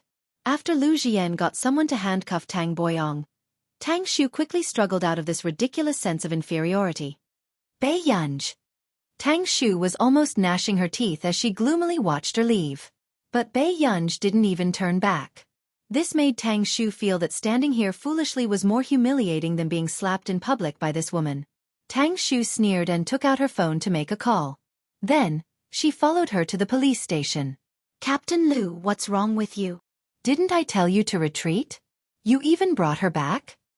When the colleague saw Lu Jian, he immediately pulled Lu Jian aside as if he had seen a ghost and asked in a low voice. Did he think that he was being promoted too quickly and was trying to get punished? "The higher-ups gave the order," Lu Jian said. "What order?" "I heard that Tang Boyang's people from CI7. We don't have to be rash and cause trouble." His colleague said bitterly, "Aren't you afraid that the director will hold a meeting with you? See for yourself." Lu Jian stuffed the documents into his colleague's hands. His colleague didn't care at first, but when he saw the two documents, he was stunned. International Criminal Police First Investigation Organization's Red Warrant. "And from the War Zone Command?" Her colleague couldn't help but raise her voice. "Where did you come from?" "You'll have to ask that, father." Lu Jian raised his chin towards Bei Yunj. The colleague zest, that girl? How could she possibly know someone from the war zone, and even someone from the International Criminal Police Organization? Just as the colleague was in a daze, the bureau chief that the two of them were talking about arrived. What was even more unexpected was that Tang Shu, whom they had just met, was with him. Tang Shu smiled and glanced at them. In the end, her gaze stopped on Bei Yunj. "Bureau Chief Yang, sorry to trouble you with this matter. Why are you being so polite with me?" Bureau Chief Yang asked with a smile. "I know that Bureau Chief Jiang values you. I wonder, how is Bureau Chief Jiang recently?" Tang Shu straightened her back and smiled gently. "Since Bureau Chief Yang is so concerned, why don't you ask Bureau Chief Jiang yourself later?" Bureau Chief Yang's eyes widened. "Bureau Chief Jiang will come today." Chapter 14:11. In the past 2 years, Director Yang had put in a lot of effort, hoping to get to know Jiang Song, the director of the CI7 Intelligence Bureau. However, Jiang Song had always been low-key and elusive. In the past few years, no one could find any opportunity to get close to him. Unexpectedly, Jiang Song actually took the initiative to come to the police station today for Tang Shu? Then wouldn't they have a chance to have a good relationship with the CI7? Tang Shu smiled indifferently and alienated. Well, but Director Jiang probably doesn't want too many irrelevant people. After listening, Director Yang glanced around and ordered people to clear the place, except for a few staff members. Suddenly, Tang Shu asked, Director Yang, did you forget what you promised me? How could I forget? Director Yang turned to Lu Jian and said, Lu Jian, go and release Mr. Tang. How can you arrest people without evidence? But didn't I give you the evidence? Lu Jian asked back. Director Yang frowned. What kind of evidence is that? Mr. Tang is not from Yun City. Do you know how much responsibility I have to bear by doing this? Lu Jian frowned. But before Lu Jian could say anything, a person walked over from the side. I'll bear this responsibility. Director Yang turned his head and didn't expect to see Bai Yunj. The anger in his heart subsided by more than half. Director Yang knew that Bai Yunj's identity was not simple, but he also hated Bai Yunj for not liking him. She only liked Lu Jian, the captain whose position was lower than his. Miss Pei, do you think you can bear this responsibility? Director Yang's tone was polite, but he didn't give in at all. He had a fake smile on his face. You ordered my subordinates to arrest people for no reason. Do you know? Director Yang. Before Lu Jian could finish, Bai Yunj pulled out the swivel chair next to her and sat down in front of them. Her tone was casual and indifferent. Tell me, what is this? Inexplicably, the atmosphere suddenly became oppressive. Even the others didn't expect that someone could be so arrogant in the police station, threatening the director. What kind of ruthless operation was this? Director Yang's face turned red, but he couldn't say anything. After all, Bai Yunj did have some background. Otherwise, Lu Jian would not have tried to curry favor with her. He couldn't afford to provoke them. Bai Yunj, I just hope that you won't be so willful. Director Yang's expression did not look too good. Don't you know who Tang Shu is? Why must you offend someone you shouldn't? What's the rush, Director Yang? The person I reported was Tang Boyong, not you. Bai Yunj looked at him with a faint smile, which made Director Yang even more nervous. What nonsense are you spouting? Bai Yunj, do you know the consequences of framing an employee? Director Yang had just finished speaking. Tang Shu's eyes lit up when she saw the message. After glancing at Bai Yunj, she smirked and said condescendingly, Director Yang, I'll go pick her up first. Director Yang's expression changed. He was a little flattered. Director Jiang is here already? I'll go pick her up. Director Yang, please wait here. Tang Shu smiled and said. However, she didn't expect that the person she was going to pick up would appear in front of everyone. There's no need to pick her up. I'm here. Jiang Song glanced at his watch and his gaze landed on Tang Shu. Where is your relative? Director Yang immediately broke the stiff atmosphere and said with a fake smile. Director Jiang, thank you for coming here personally. However, this might be a misunderstanding. He changed the topic. Why don't you talk to Miss Pei personally, Director Jiang? When Jiang Song heard this, he turned to look at the Miss Pei that Director Yang was talking about. However, the next moment, Jiang Song's entire body seemed to be frozen. Why was she here? You're tuning in to the Xiaofan's Wuxia Tales YouTube channel. Don't forget to subscribe and join us on this journey to catch the most captivating stories.